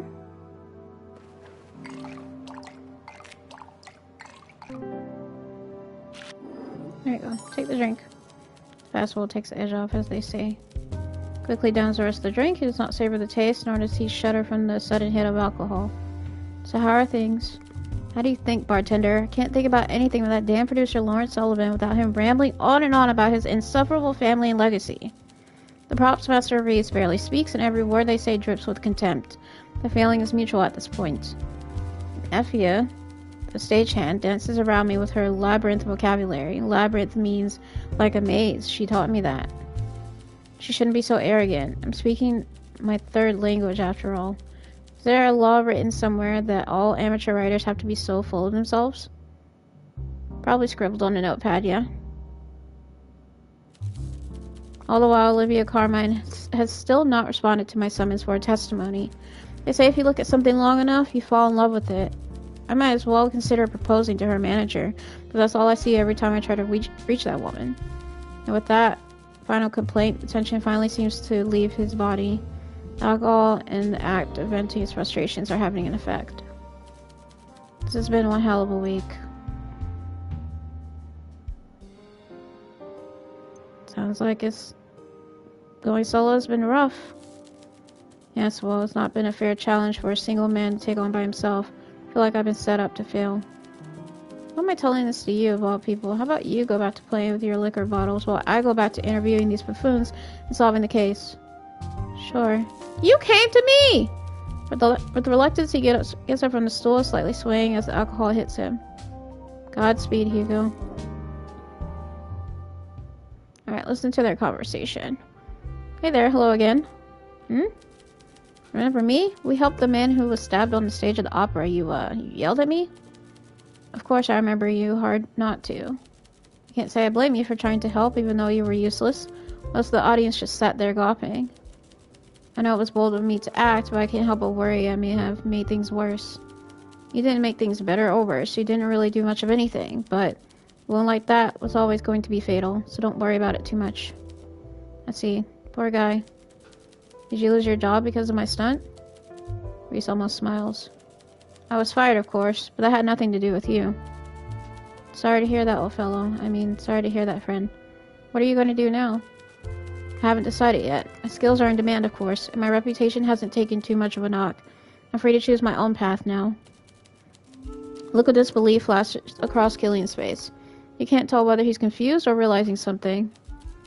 Just like that? Aren't you nervous about security? Money? What about your reputation? It's just a job at the end of the day. I suppose so. I haven't really ever had a job. They're very helpful when you need money to buy food, pay your rent, and buy books. Consider getting one. Or if you don't need to work, get a hobby. Maybe. Yes, maybe I will. Are we gonna see, Killian have character development? Sounds like motive. I agree, because we already have a clue from earlier that said that Reese, the one in the blue, didn't get along with Olivia. So maybe he's trying to pin it on her to make it seem like she killed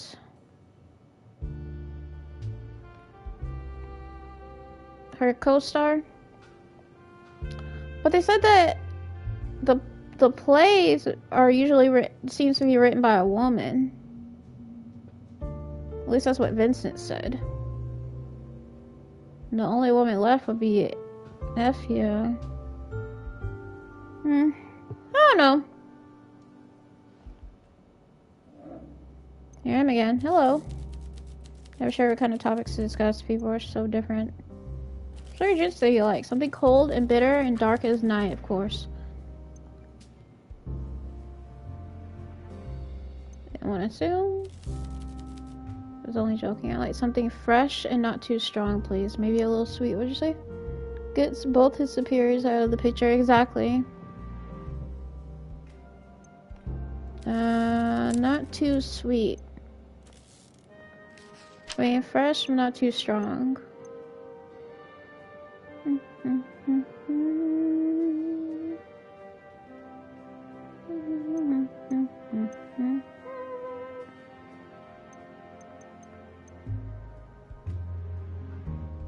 Maybe the poison drop?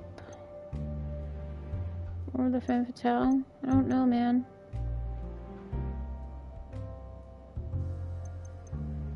Or the one night stand, that seems to be up his alley.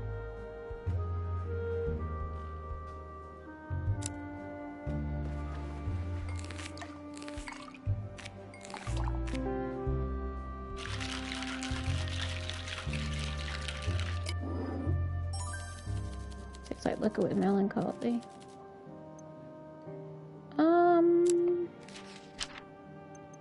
I gotta show him everything. Job hunting going. What's wrong with it? What went wrong with the dagger? Have you always loved opera? Any hobbies?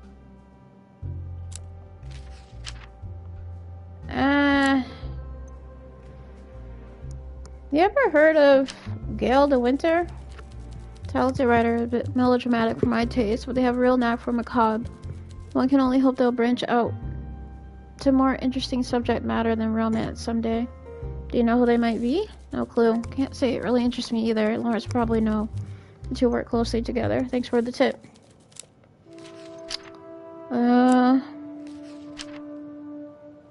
You heard that they liked each other? Respectfully, I really couldn't care less. Oh, okay.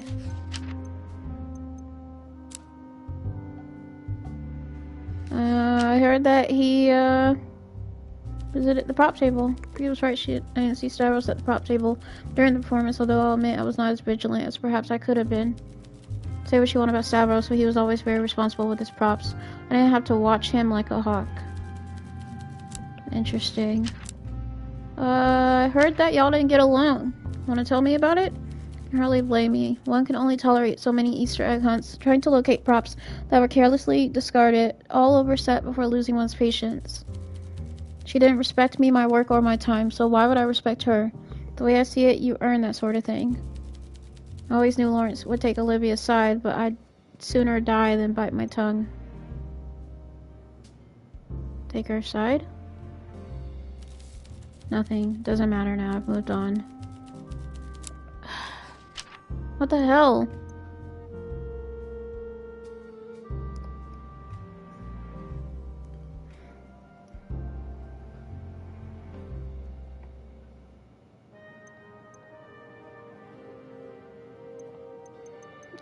You want to talk about the society thing you mentioned? Secret society, so why would I say more? I didn't mean to pry. Suppose I could say a little more. Please. The Ravenborn Society is comprised of me, Reese Kenrid, cousin Louise, and my childhood friend Sebastian Obsidian Noir. No, that's not his birth name. So it's just you and two friends. Sounds very interesting. And thank you for the compliment. We are a peculiar bunch, but I would not have it any other way. Together we celebrate the macabre, the sinister, and the eldritch, the supernatural. We are enthusiasts, but also investigators. The Ravenborn Society is just as interested in reality as fiction. If a tale is terrifying, mysterious, spine-chilling, or challenges our view of mundane reality, we embrace it. And whether that story is from the creative minds of a novelist or a poet, or ripped from the headlines of a newspaper, we revel in it. So you're a book club. So you're more than a book club. We are explorers of the imagination, investigators of the supernatural, the trailblazers of the outer reaches of reality where magic and science intersect. We meet Tuesdays and Fridays, and there's always fruitcake and tea. Ew. Maybe I could join you one day? The waiting list for entry to the society is long, but I will add your name to the end. We plan to one day have a radio show where we discuss horrific novels, poems, and shows. I will keep you apprised of our progress on that front. Alright. Love a good moonlight stroll. Moonlight stroll in the night is calling for me. Farewell. They're so annoying. Not gonna lie, they're kind of annoying to me. Hi Killian. Good evening.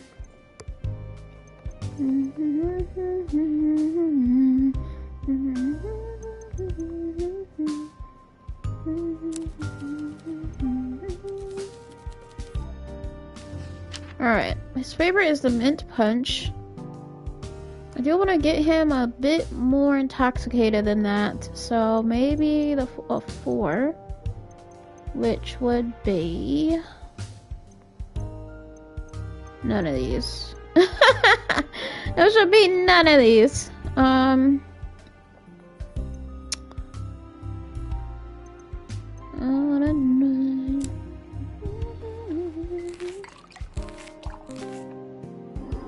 Yes, perfect drink, excellent, perfectly well balanced, blah blah. Okay. We only have 4 to work with. Let's just present it with the clues, yeah? I said I stand by it with a story like that ghoulish to begin with. No, it's no wonder it all went wrong. Okay. Perhaps I'm a bit slow. I hate you. You'll never know anything after a certain point. Sure, I can definitely confirm Olivia didn't stab herself in the first act. That will leave an impression, alright. That's all you have to add? What are you expecting to hear? I didn't go backstage, did I? Besides, I was busy during the intermission. They had champagne and little finger foods in the lobby. Thanks anyway. That's hardly surprising. They're both strong-willed, outspoken people, aren't they? That doesn't mean they can't still respect each other. First time I ever met Reese, they called me an idiot and gave me an earful, and now we're friends. At least I think we are.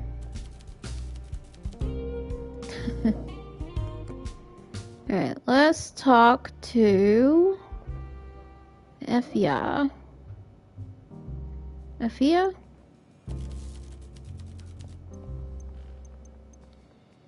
Alright, I don't have anything new to ask her, so I'll just show her evidence.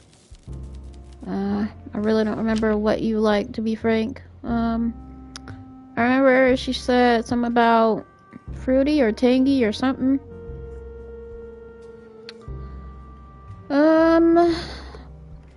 Maybe something that's like a 7?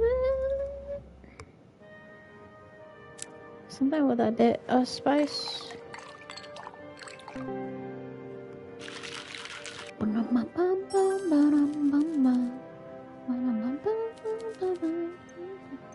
don't know why that song is stuck in my head, but it is.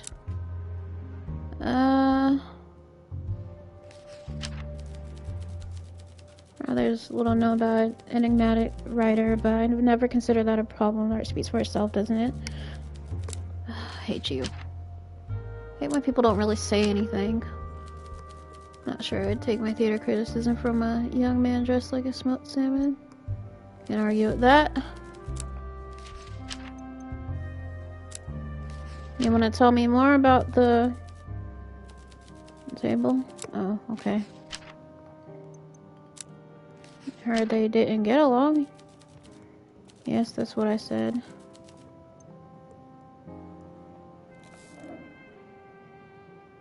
Okay. Weird.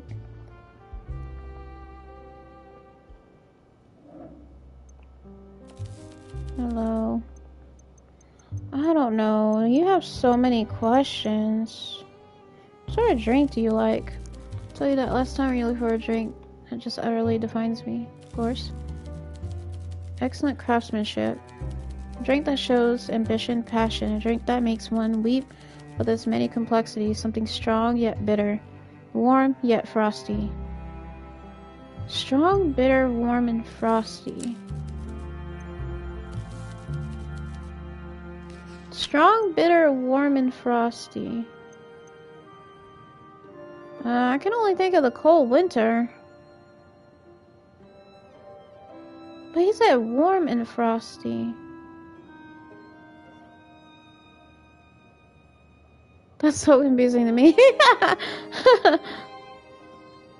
My mind is just like, dude, what?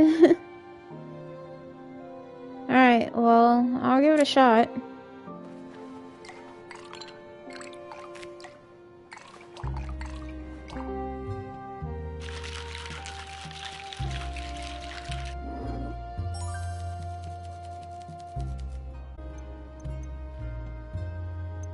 You want to tell me about Dalliance?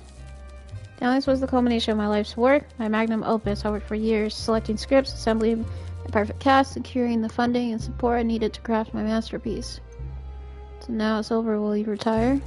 Bah, of course not. Because of the accident, I did not have a full run, and I'm on sabbatical. Need time to regroup, regain my equilibrium. My creative juices need to percolate once more, preferably in schnapps or something. Announcing anything is final. We'll have the masses rush to the booths to purchase tickets. I was there when Lawrence Sullivan IV's final work premiered. So it's a marketing trick. That's genius! Glad you think so, and even better, when I eventually announce my comeback, the effect doubles. After all these years he's back, I simply must see it. Don't get me wrong, Dalliance isn't like any other play I've produced in the past. It's a celebration of what led me here in the first place. Elaborate? Gladly. My first ever credited production in the world of opera was known as Crossing. You know all about it, of course. Absolutely. When planning Dalliance, it was imperative to me that I reassemble as much of the original cast of Crossing as possible. As such, I went out of my way to recruit both Olivia Carmine and Stavros Stone, who played the leads of Crossing at the time. I was lucky to pick up Effia DeVos again, an integral part of the team. Wait, Effia? Oh yes, does that surprise you? She does look quite young for her age, doesn't she? My plan came together quite wonderfully. The beginning and the end, Alpha and Omega, or... Well, I suppose it was a wonderful plan until the tragedy struck Stavros. I see. Interesting.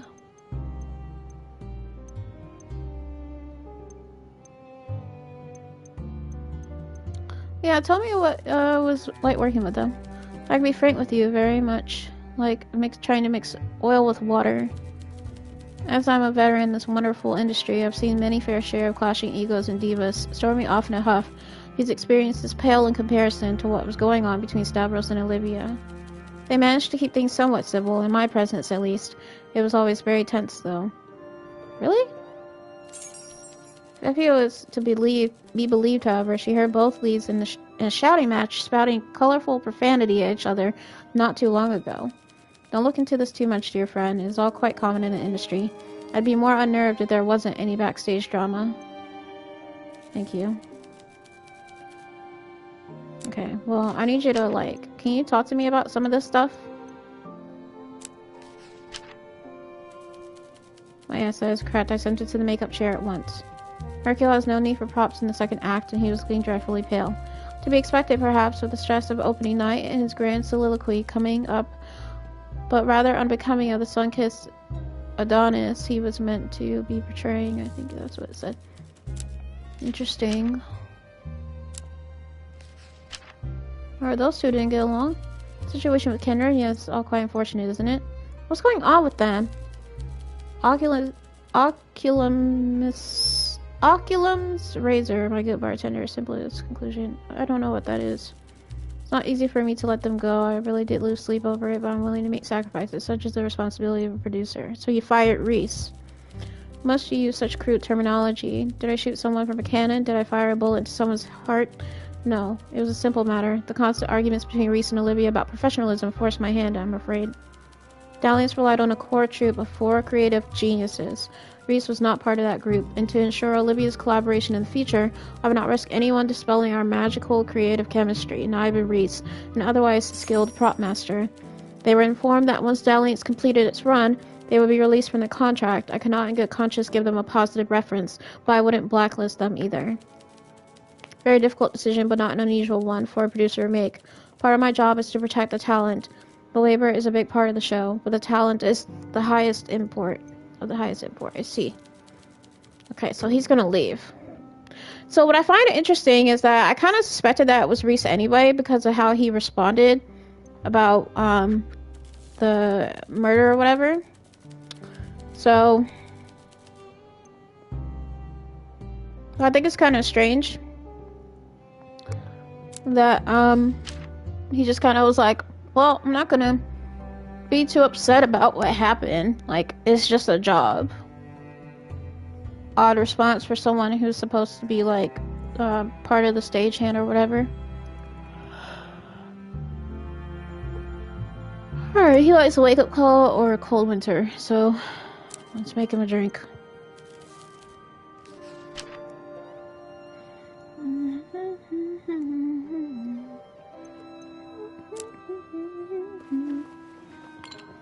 I don't know if Lucas would know anything about anything, though.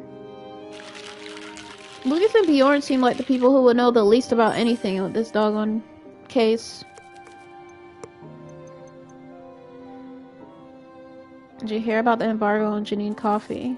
Hear about I'm living it, since trying those beans no other coffee will do. So without them, I'm positively deprived. I've had a caffeine headache for a week. But you've not been drinking any. Exactly. When do you stop taking caffeine? You're accustomed to drinking a lot of coffee. You get a withdrawal effect, headaches, lethargy, malaise. How many coffees do you drink? In a week? Perhaps 56?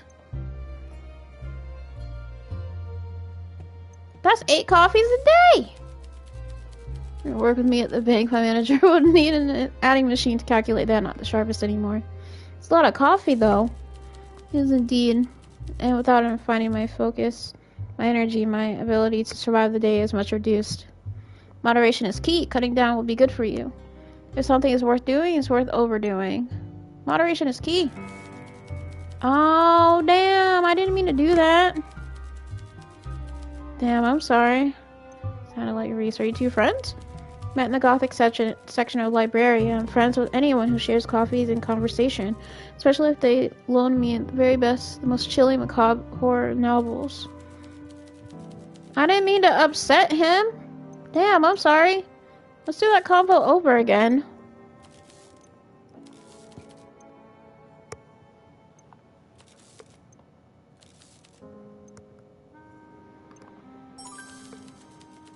There we go.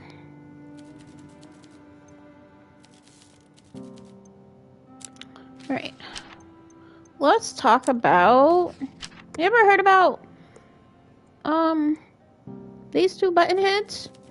Certainly tracks what Reese has told me. Can you blame them? I know the performing arts are about spontaneity, but Reese values a structured, well-organized workspace, and so do I. Miss Carmine is a radiant, charming woman that I am always happy to chat with, but I'm not sure I'd be so happy to work with her. Why? Did you hear that they used to go out?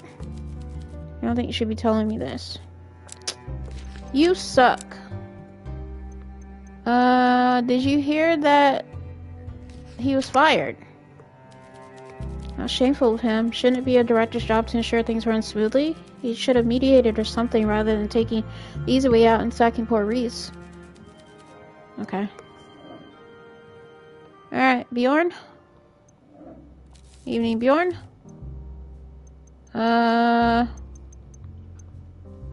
What is he like again? Evening prayer is one of them. Okay. I remember he liked something strong. Pulled away just after returning. Oh, yeah.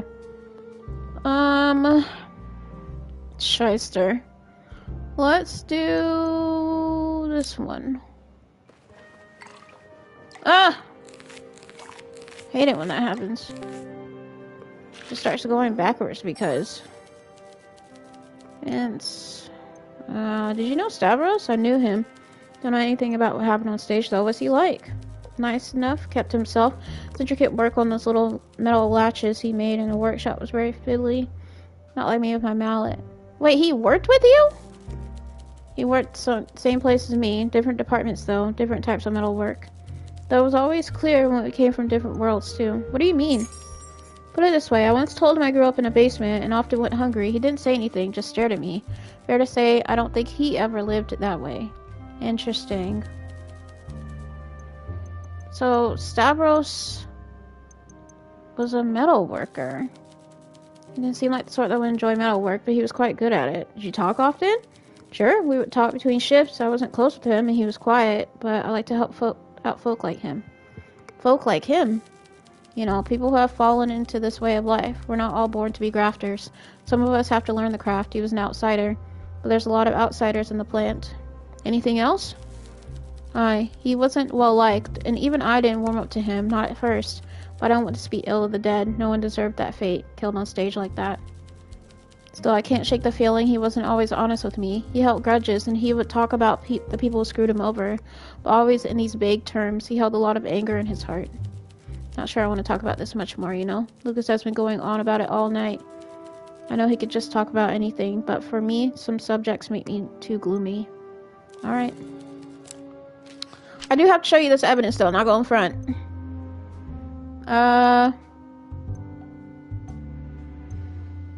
Did you hear that? Did he ever mention about being blacklisted? Speaking ill of the dead is bad form, spreading gossip about them is worse. Oh, okay.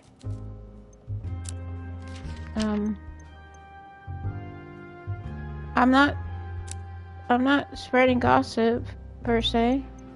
Yeah, so I heard, they don't get along. Doesn't sound like any business of mine. God! Okay.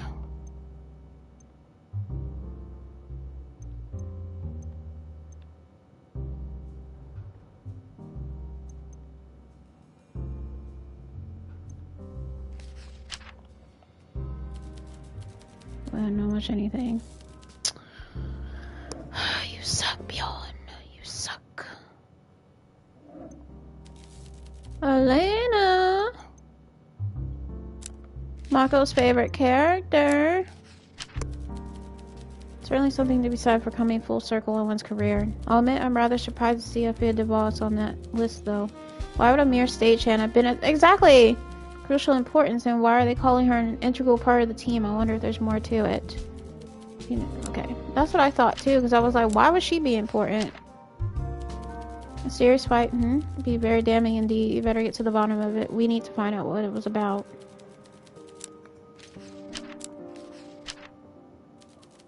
Of course, leave it to a man like Lawrence to throw the baby out with the bathwater. A baby that's responsible for the weapon safety on hit set, no less. I can't have gone down well with Reese. If they didn't have a grudge against Olivia already, they certainly do now. If she had been our victim, this would certainly have pointed to Reese being our culprit, but I don't see what this has to do with Stavros. Girl, I don't know either. Now, there's a surprise. One wonders why a rising star will opt for such a drastic career change. I rather doubt he believed in the inherent virtue of hard work.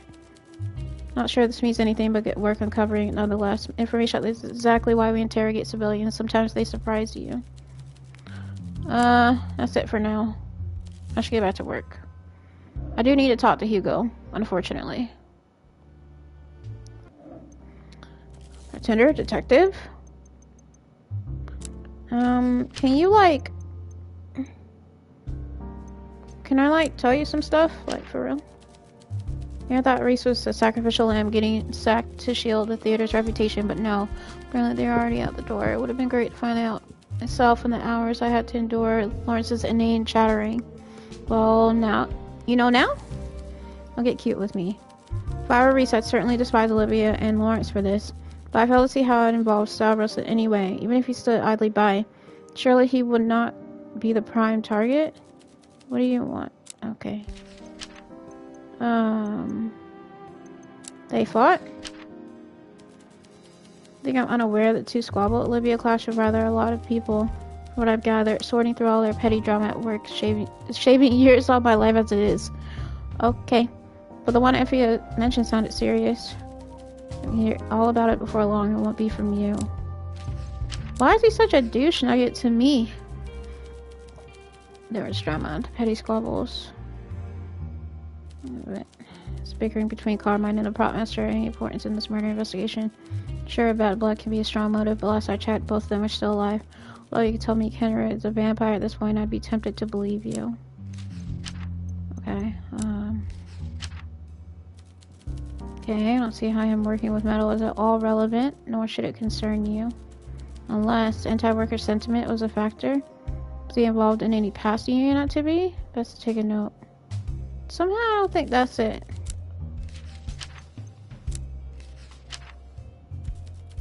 You've established right now that the mind of Lawrence Sullivan IV works in mysterious, nigh inscrutable ways. Sure, it's odd that he decided to bring back a simple stagehand, but so is everything he does, I suppose.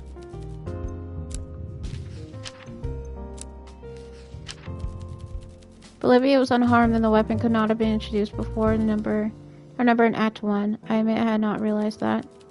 That's all you're getting from me. Well, this might be the first time I've agreed with Killian to rant on anything.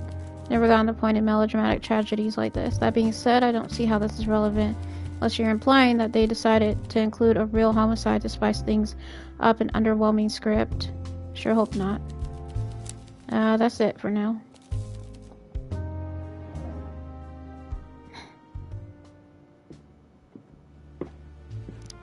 I know nothing new on the stack machine. Let's go ahead and close up shop. Let's go to the board. Alright. Alright, I do think it's very strange that he called him back. But let's go ahead and try to connect the dots.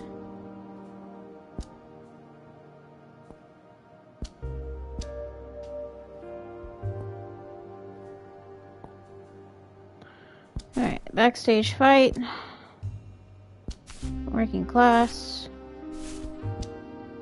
And exit stage left. These two are definitely connected. Or at least I thought.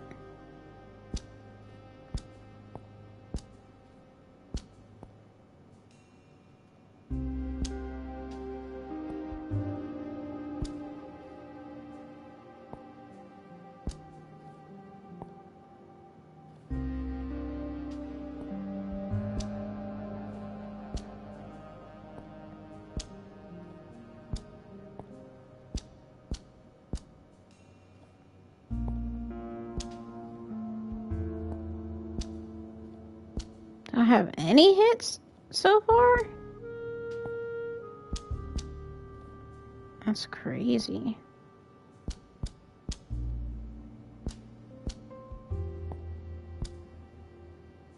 Surely I would think that that would have connected with the closed doors.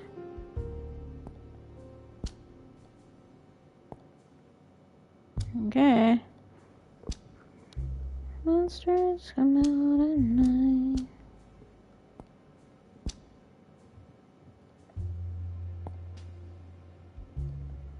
Backstage fight.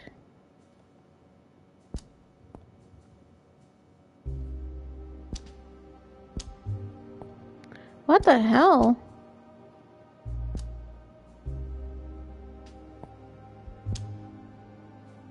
Literally nothing.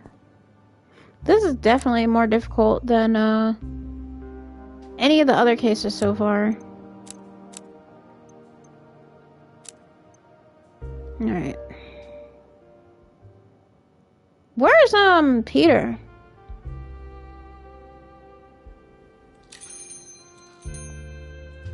Is it Peter? Damn. Elegant office worker. A prim-looking woman takes a seat. She looks around in the bar with keen interest, taking in every detail. Wait till she's done. After a few more seconds, her eyes go over all the neatly stacked bottles behind you before finally her gaze meets yours. The inquisitive look changes to a polite, slightly embarrassed smile. Sorry, I've never been to an illegal bar before. Wow, everything looks so different from what I expected. What exactly were you expecting? The articles I read on alcohol consumption in Bakovi mostly mention seaside pubs filled with salty sailors drinking foaming ale, and fancy hotel bars serving cocktails to aristocrats. Sorry we couldn't meet your expectations. We're aiming for something more refined. I can definitely tell. The decor, ambiance, and style all seem carefully selected to ensure a feeling of class, while remaining subtle enough to make everyone feel welcome. Right.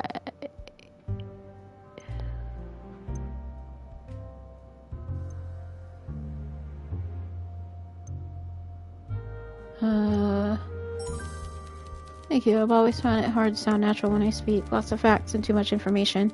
That's why my job is kind of perfect for me, though. It's all information all the time. A polite smile remains, but the girl's eyes twinkle mischievously as she waits for realization to dawn on you. Is she the operator?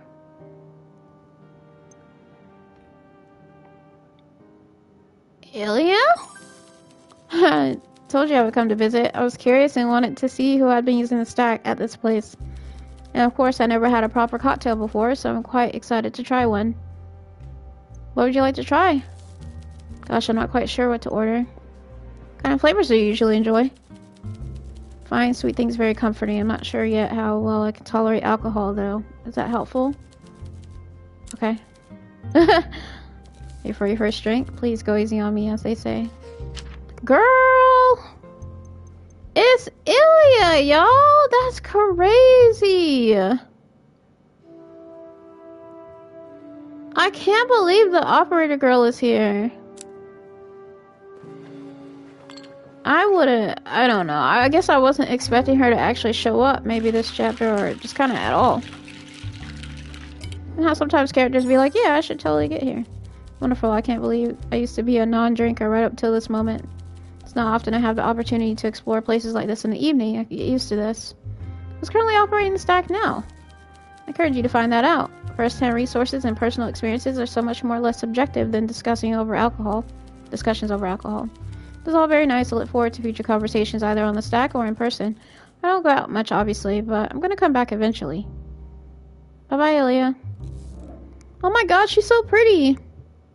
With her red hair. Also, what are they talking about? Vincent and Bjorn. Mr. Flare, good evening to you. Yes, indeed, good evening to you, Mr. Johansson. Trust you're enjoying the nightcap? It's grand. Can't beat a place where you can get a good bevy, especially if this nay costs you a fortune. I'm terribly sorry, I must confess. I struggle with the dialect at times. I'm not sure I understood much of what you said.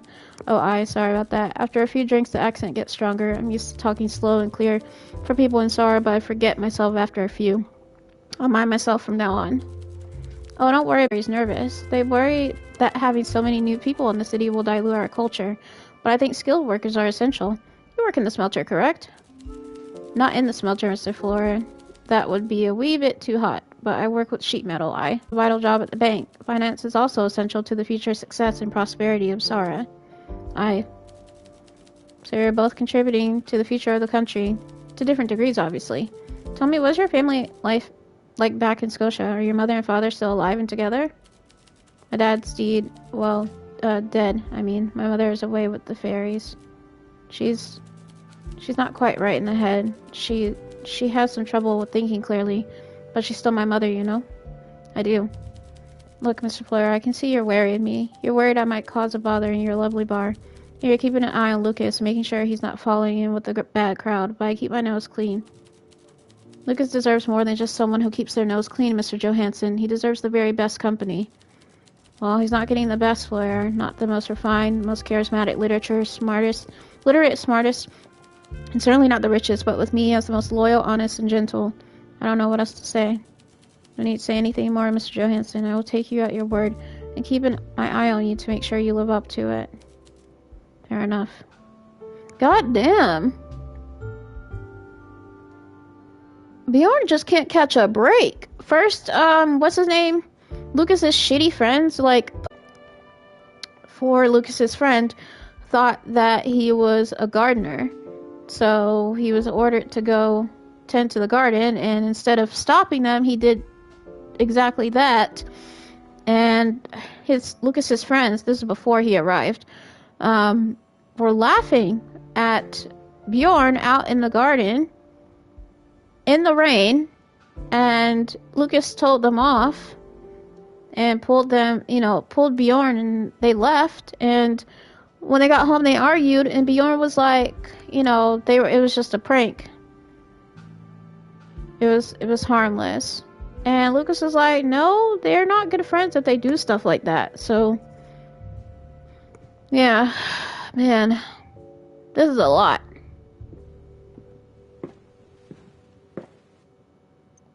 To the stack. You wanna log off? Yes. Alright, we got nothing new right now, so let's go ahead and just talk to the frickin' people. Also, what did you say, Gold? I have best served cold, baby. Feel the wrath of Detective Gold. Oh, okay. Yes, Vincent. What is it? What do you want? Why are you so mean on freaking Bjorn, man? I don't like that. Eastern Ruby or Dirty War? Let's make him a drink first. Like, I really don't like that. It actually kind of pisses me off a bit.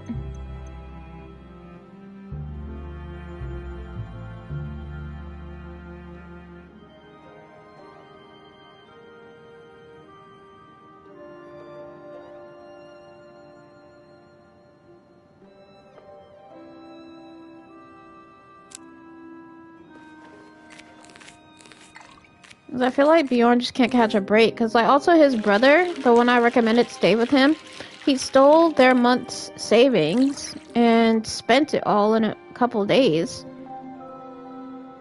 And he's just been causing all sorts of issues for Bjorn.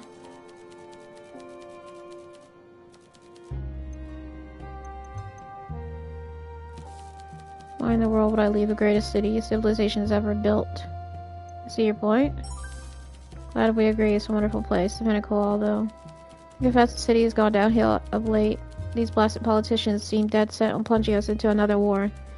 Rusalka, Albion, and Anglia, whatever. Okay. Tsar itself has done much to stoke the flames of conflict. Let me be clear, my friend. I do not blame the people from these countries. The Anglians are a jovial bunch. I once spent a night drinking with Rusalkan woodsmen that I will never forget. No, they're fine people everywhere, I suppose. That's what Flora would say anyway. My late wife wanted to travel more until the illness took her. Upon retirement, we had planned to alight on a Grand Odyssey and explore Rusalka, Albion, Vinland, and something else. Alas, we had other plans, and now I run a bookstore which hides a speakeasy beneath, and then all my traveling happens in the books I read. They can take me anywhere, bartender, which is grand, because some days I feel like I need an escape, and I'm too old, too tired to leave this country on my own, so books it is. Okay, that's fine. I know you probably won't give a frick.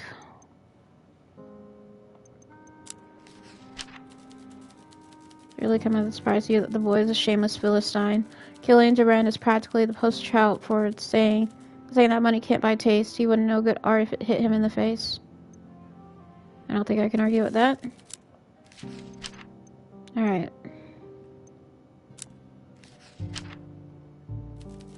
Lawrence did the right thing when he showed loyalty to the talent that made his career. Kenrick's failure to safeguard the props just caused a man's death. Lawrence made the right call. Hell, he should have given him the boot a long time ago. That's one way to look at it. So these two argued. Miss Carmen is the talent, the star of the show. She has a lot on her shoulders and certainly more important things to be worrying about than a few stage props.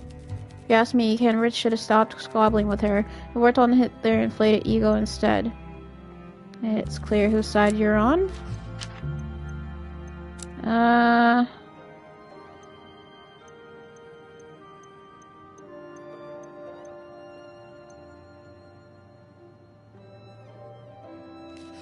Too bad there isn't a detective co-op game. I'm okay that there isn't. With Thespian and a metalworker, now there's two worlds that don't have to collide, I imagine. Who would have thought the workplace hazards at the theater would turn out to be far greater than in metalworking? Certainly not me. Me neither. I have 3 more to ask him. Alright. Hey, Bjorn. I need to make you a drink, my guy. Alright. His favorite is the evening prayer. Let's go ahead and make him the one night stand, though, because that's going to give me 3, which is going to give me more than what I need.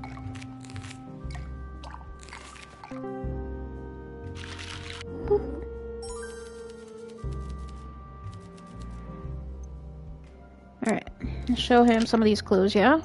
We only have 5, unfortunately. You wanna tell me more? So I told you I hope it was okay for me to share the man's private affairs like that. The drink may have loosened my lips a bit too much. Still shaving honest labor, but I know it isn't exactly glamorous work, and Stavros is a proud man. Keep this between us. Okay, well...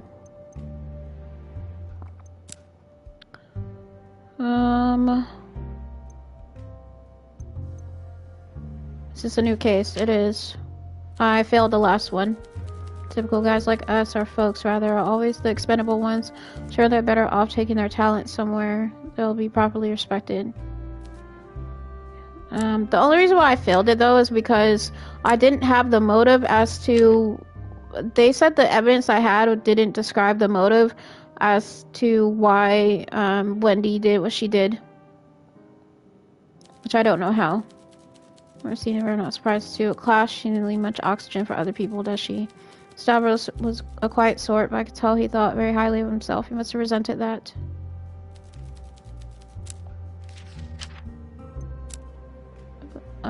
Sorry. I meant to go there. Speaking ill of the dead. Bruh. I'm not speaking ill of the dead. I don't know anything about that. You don't know anything! Doggone it. Alright, here I am again. Hey, Reese. I don't remember what kind of drinks you like. What do you like again? Still don't know. Okay. I always like, what went wrong at the dagger fair? How's the job hunting going? What do you like again? Something cold and bitter. Alright, I have an idea.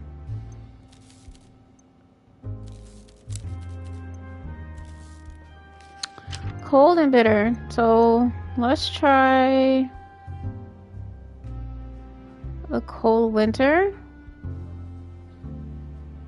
Well, he said dark, cold, and bitter. But he also likes the one night stand. There has to be a way of figuring out his favorite drink. Maybe poison drop?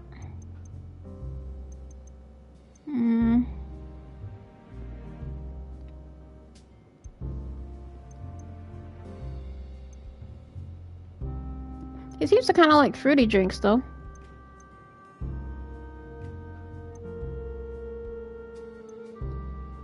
Monsters come out at night. Maybe the poison drop?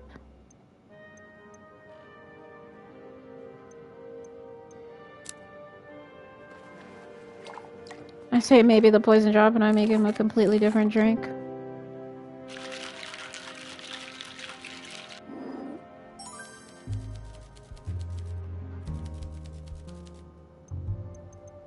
Alright, let's show him the evidence. You want to talk about what it is? It had been clear to me for some time that the Maverick was not going to be where I spend the rest of my career anyway. You're not resentful? Why would I be? The prospect of not having to work with Olivia Carmine again is a balm for any bruised ego. Odd response.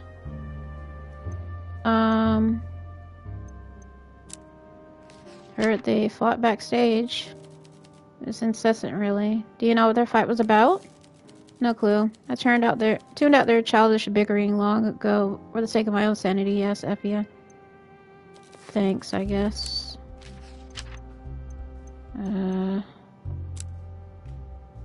So I heard he was a metal worker. Did you know that? He came from humbler beginnings than his co-star, like most people in the world, I suppose, but I wouldn't picture him in that line of work. I find it hard to imagine a man like Stavros breaking his back with manual labor. He didn't really have a physique of a man hammering sheet metal all day. He worked on smaller, more delicate pieces mostly. See, in that case, he likely possessed the same metal working skills I do. Interesting. What do you mean?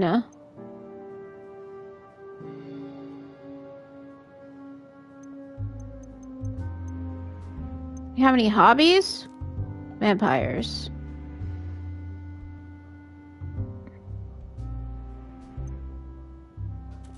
What? Vampires. I heard you, but why? Member of a club that discusses and investigates such fascinating and macabre phenomena. Doing so is my hobby. My current fascination is blood-sucking fiends. Why vampires? Why not? What could be more fascinating than pale creatures of the night skulking around after midnight, stalking helpless, wayfish women, and feckless young men who cannot fathom the depths of a deathless creature's remorseful but passionate despair. Huh? Who could pretend indifference to the concept of a fallen eternal monster, a beast consumed by its lustful desire to prey on the innocent and the pure? That is fascinating. Glad you agree. Not everyone but Kobe shares that fascination with tales and stories. True or otherwise, a macabre beast and dark deeds by moonlight. This isn't Twilight. So vampires are real? Who am I to say? There are certainly enough stories, rumors, and whispers mixed with superstition to create an uncertain but delicious cocktail. Right. Do not give me that look. I am accustomed to it. What look? Take me for a fool. I know fantasy from reality, and I know which I find more enticing. Nosferatu are simply my creatures of interest at the moment. Are they real or interesting stories? Is there some element of truth and mythology? In all our tales of macabre horror, is there not an element of universal primal fear and therefore authenticity at the root? I think so. When we read stories, especially tales of horror, we create new memories, but memories of things which did not happen. How dull would our lives be if only the memories we had were of things we had seen, people we had met, and places we had been. Stories let us go beyond ourselves, to remember the lives of others, real and imagined, and to bask in their experiences. Right now, the experiences I want to read about are vampires. I hope I have made some kind of sense to you. I understand. Yes, I think you do. Goodbye. That man always pisses me off. That man always pisses me off. Alright, Elena, I gotta show you some... Oh, I thought I had to show you some stuff. I guess I don't. Bye, Elena. Bro man? As much as I don't like you, you gotta show you... Oh, I don't have to show you anything. So I didn't learn anything new? That's weird. Where is Peter? I haven't seen Peter at all this case.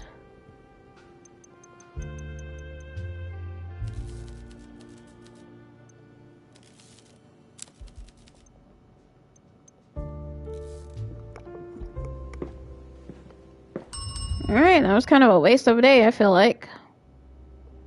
Didn't really learn anything new.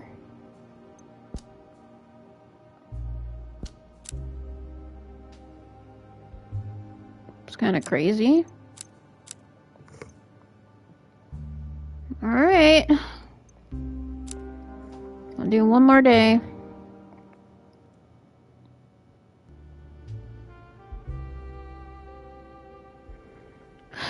$10 days left. Peter? Is it Peter? Damn. Oh, Olivia. When I reach the events, you expect to see tired eyes and unkempt hair. Yeah, Olivia's immaculate as always, her appearance radiating elegance throughout the speakeasy.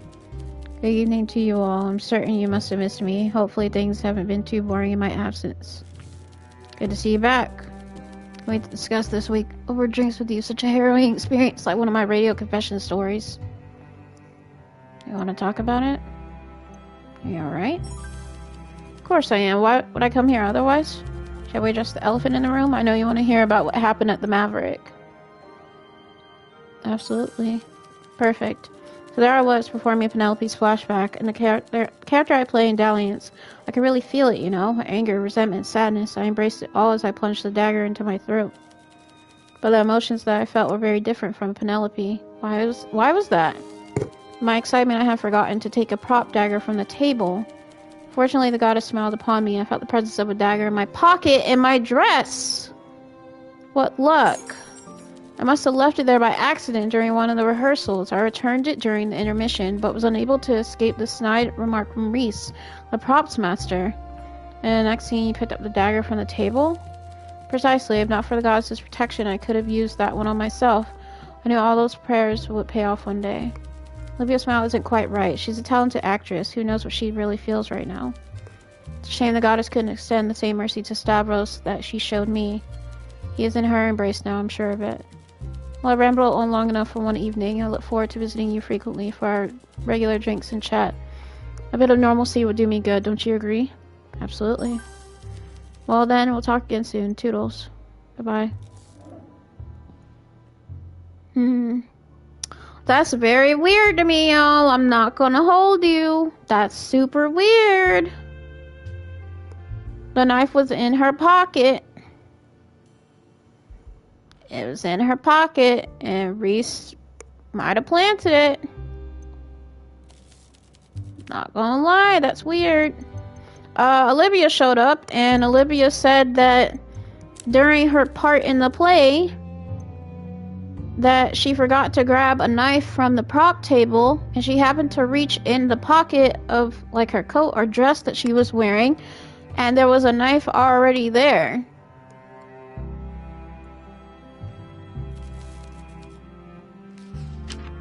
So I'm thinking somebody must have planted it. Bro, what do you even like? Exactly, bro. And she said that Rhys, either smiled or something about it.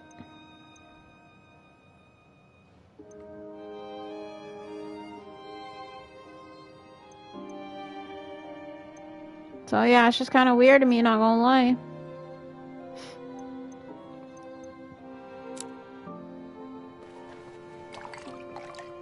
It's very strange to me. Here, take the drink. It's already good. Okay. I need to talk to you, my guy. I need to talk to you about this. Cynthia, what I told you. Give me nothing. Nothing! Good heavens, the mouth on this scoundrel. Is this sorry state of today's youth and culture barbarians? A lot of them. Something ought to be done about it, I'll say. To think one of the tickets to my premiere was wasted on this boorish lout. Interesting. Interesting response. Yes, that was what I said. Let's not dredge all this back up now. I don't want you to paint poor Olivia in a poor light at a time like this. She's not to blame for what happened to Stavros. It's so weird to me how he keeps insisting that she's not the perp.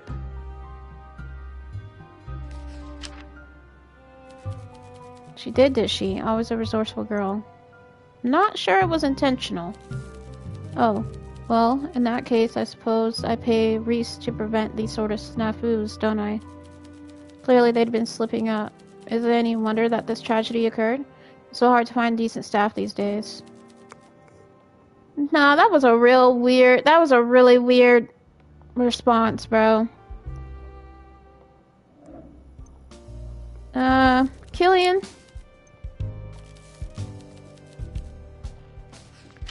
I need to give you something that's gonna give you a 3,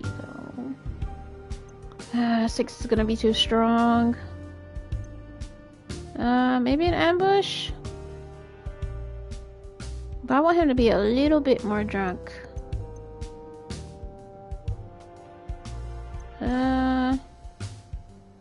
Killian will always be a gold-digging loser.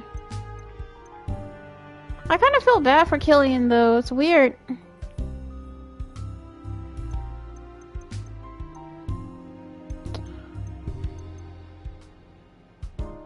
Only because, well, actually, I don't feel that bad.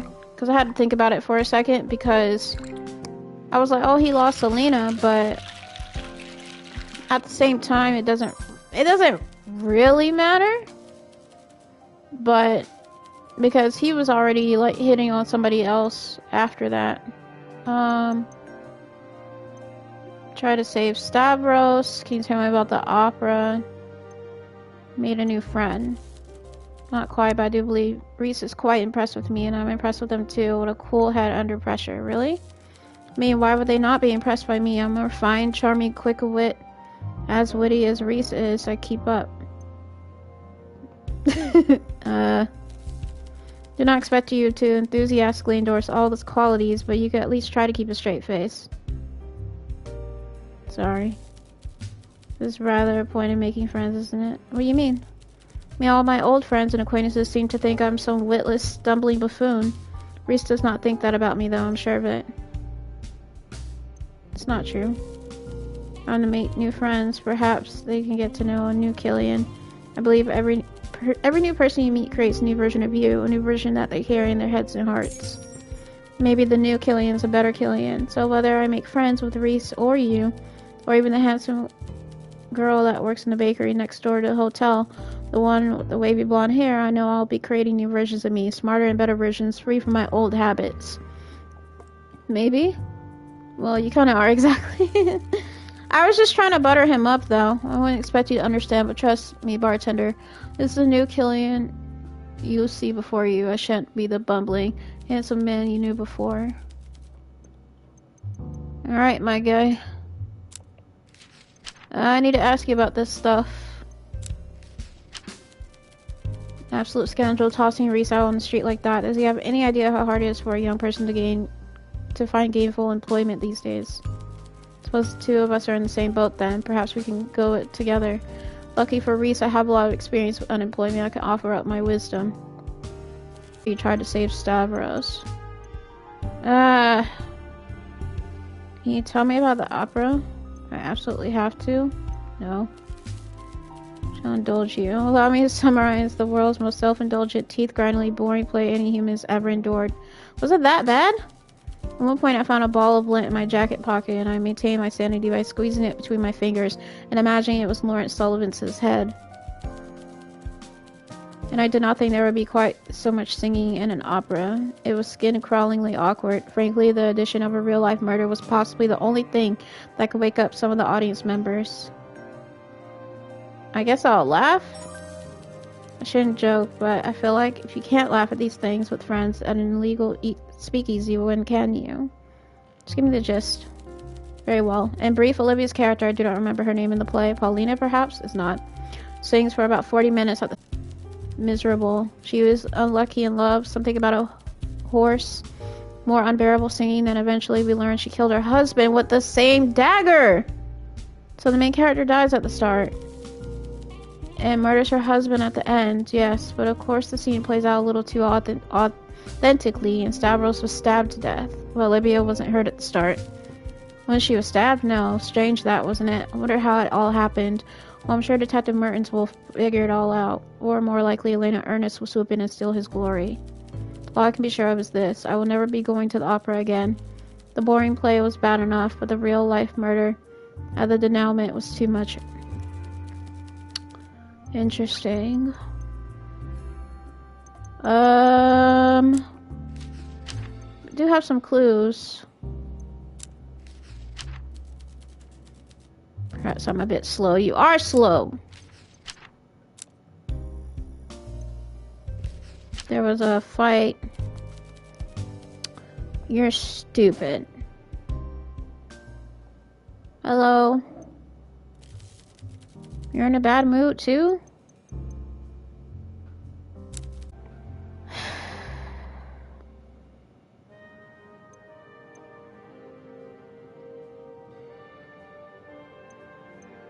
Maybe the poison drop? I have no idea anymore.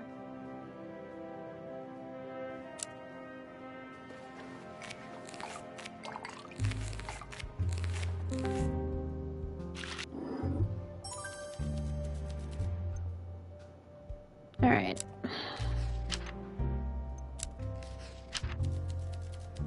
Reese's usual poker face cracks as they break into a sudden laugh. It's like so jarringly unusual it almost takes you off guard. He's a real character. I can't make heads or tails of this fellow, or what kind of life someone must lead to end up this way, but I must admit I find him strangely diverting. Not sure he'd consider that a compliment. Never sure what kinds of topics to discuss. People are all so different. Alright, let's talk about... I don't want to talk about the weapon just yet.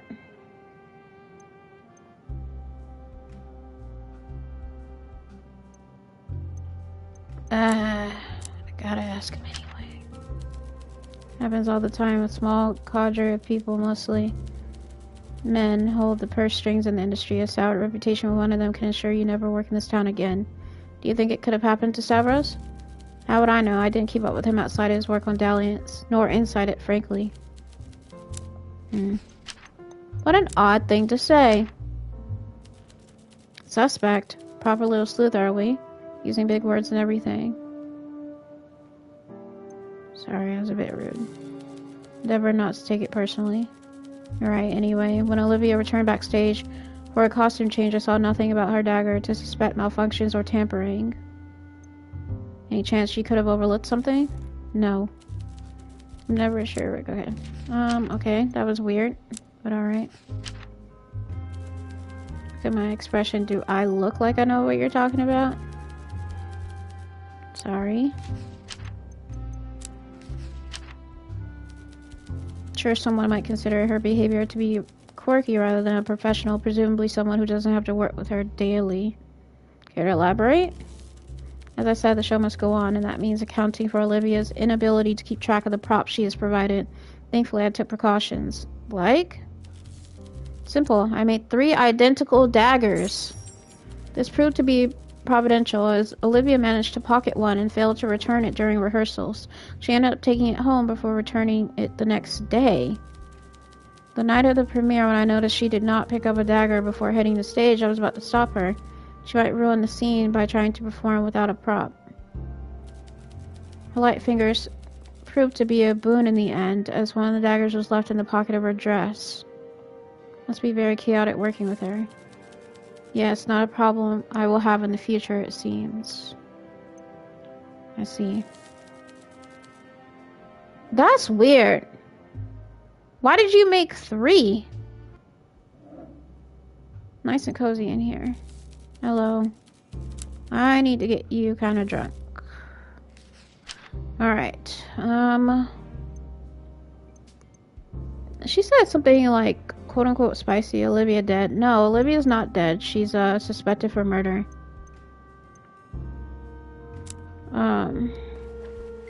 So there was a play, and her co-star, which was her ex-boyfriend, played as her husband, I think, in the play. And in the play, there's a scene that happens that during the flashback when Killian was explaining that earlier, she stabs her husband, like kills her husband, and it was supposed to be a fake knife, but it turned out to be real, so gotta figure out what the hell that was all about.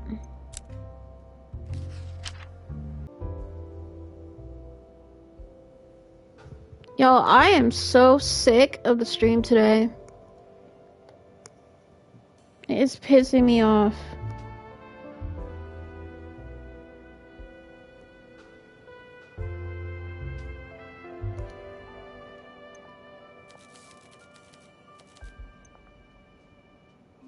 Wait, so who is this? Melissa Cliff's backup operator assigned to the stack when your default operator is not available. Look forward to helping you on your journey of knowledge. Well, they did say that sometimes they would change.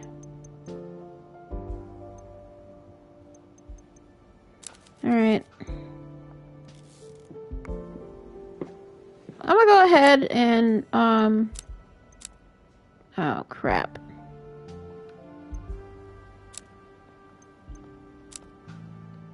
Try to talk to these two real quick before the stream conks out again. Detective. Because one of the core suspects took them home with her, they told you that. And they also told you their grandma's secret cookie recipe. What? Why does everyone always tell you everything? Okay, calm down. Jeez. Had a spare on her all this time. All my theories so far rely on the murder weapon being introduced after. Not encouraging. It's bad. Okay, well, I've got one more thing to show you. This is gonna be so annoying to have to piece together. No matter what he said, you're not trying to insinuate he was gonna like a fish on stage or being abrasive, are you? What if he was planning something? Didn't amount to anything, or else it wouldn't be any different. Unless someone else acted first. I'm gonna get back to work. Alright.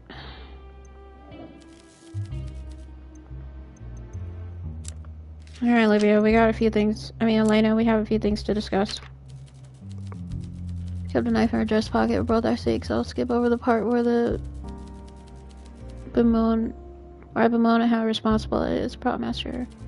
Something about it. Information is news to me. I get the feeling it changes a great deal indeed. It means Olivia didn't take the knife prop from the table for the first act. She already had one on hand. Let's take a step back and see if that affects our prior assumptions. God. Okay. There are multiple copies of the dagger, and all surprising, I suppose. The prop master's job to ensure the production wouldn't be hampered by one lost or broken prop. Carelessness on her part, but what if it wasn't? Could she have had an ulterior motive? Alright, last one. He threatened her, even if it was nothing but helped preemptively. But how would she have done so?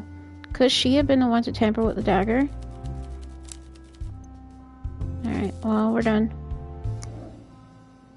Alright, I'm gonna try to piece the puzzle together before ending the stream. I'm so tired of the stream going out today. I don't know what it is, but something is just causing it to just like constantly drop. Alright.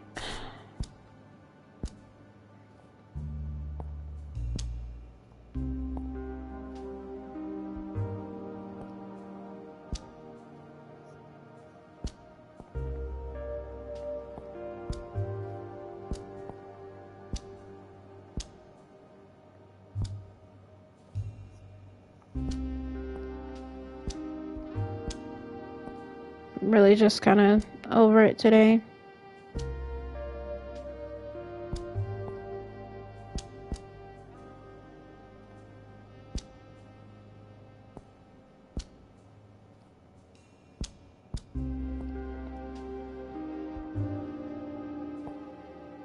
Okay.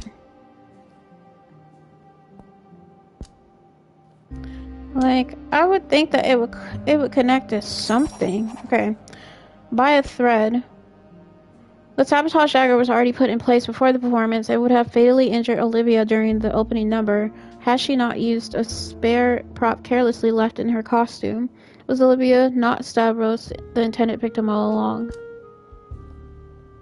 I kind of feel like she was.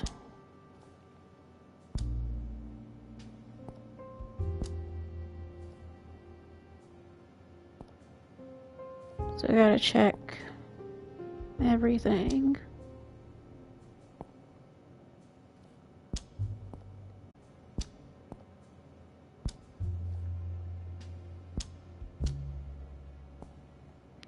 I don't know what is going on. I think this has to do with the fight though, for sure. Nope. Okay.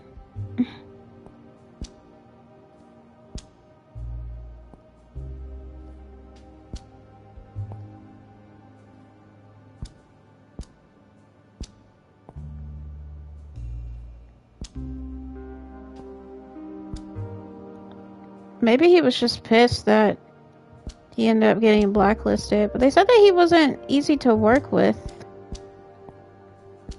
I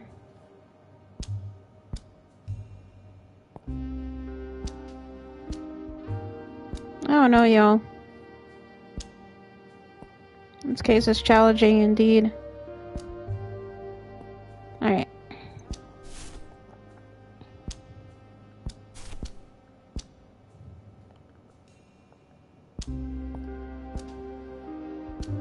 Probably another part that I need to, Oh!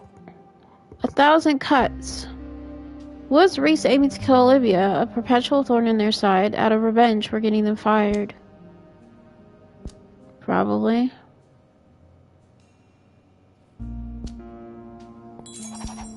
Ooh! Suspect number 4.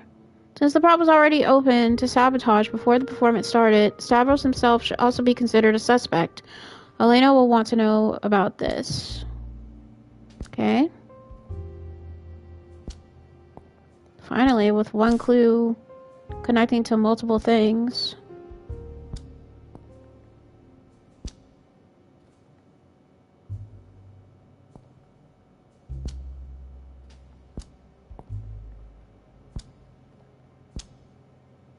Okay.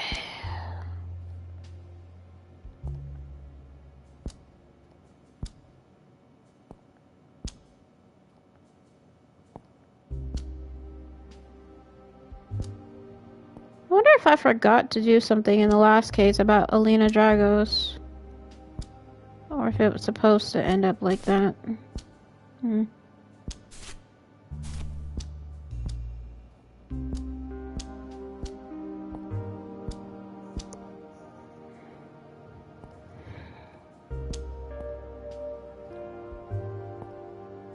This is definitely gonna go to here, right? No? Okay.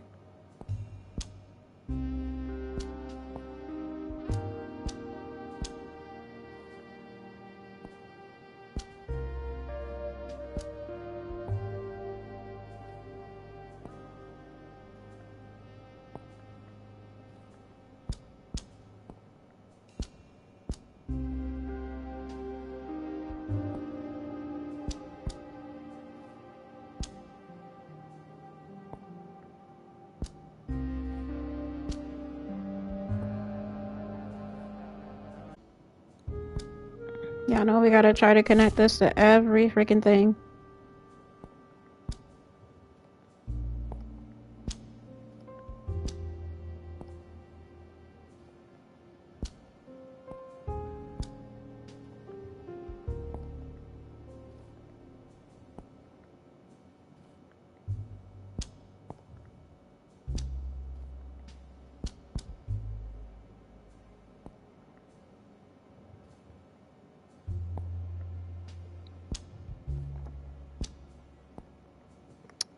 I just have a hard time believing that this was an accident.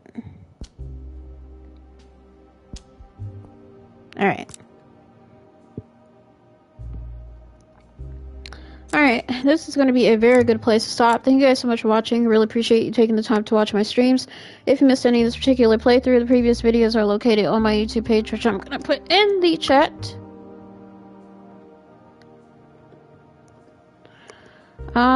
This video is not going to be on YouTube tonight, as I will need to paste all 4 parts together, unfortunately, and they are of varying different amounts of time, so I don't anticipate this to be up until maybe late tomorrow, or at the very latest, sorry, Monday morning. But yeah, hope y'all enjoyed the stream. I do apologize for all the technical difficulties I had today, but it is what it is. So let's recap.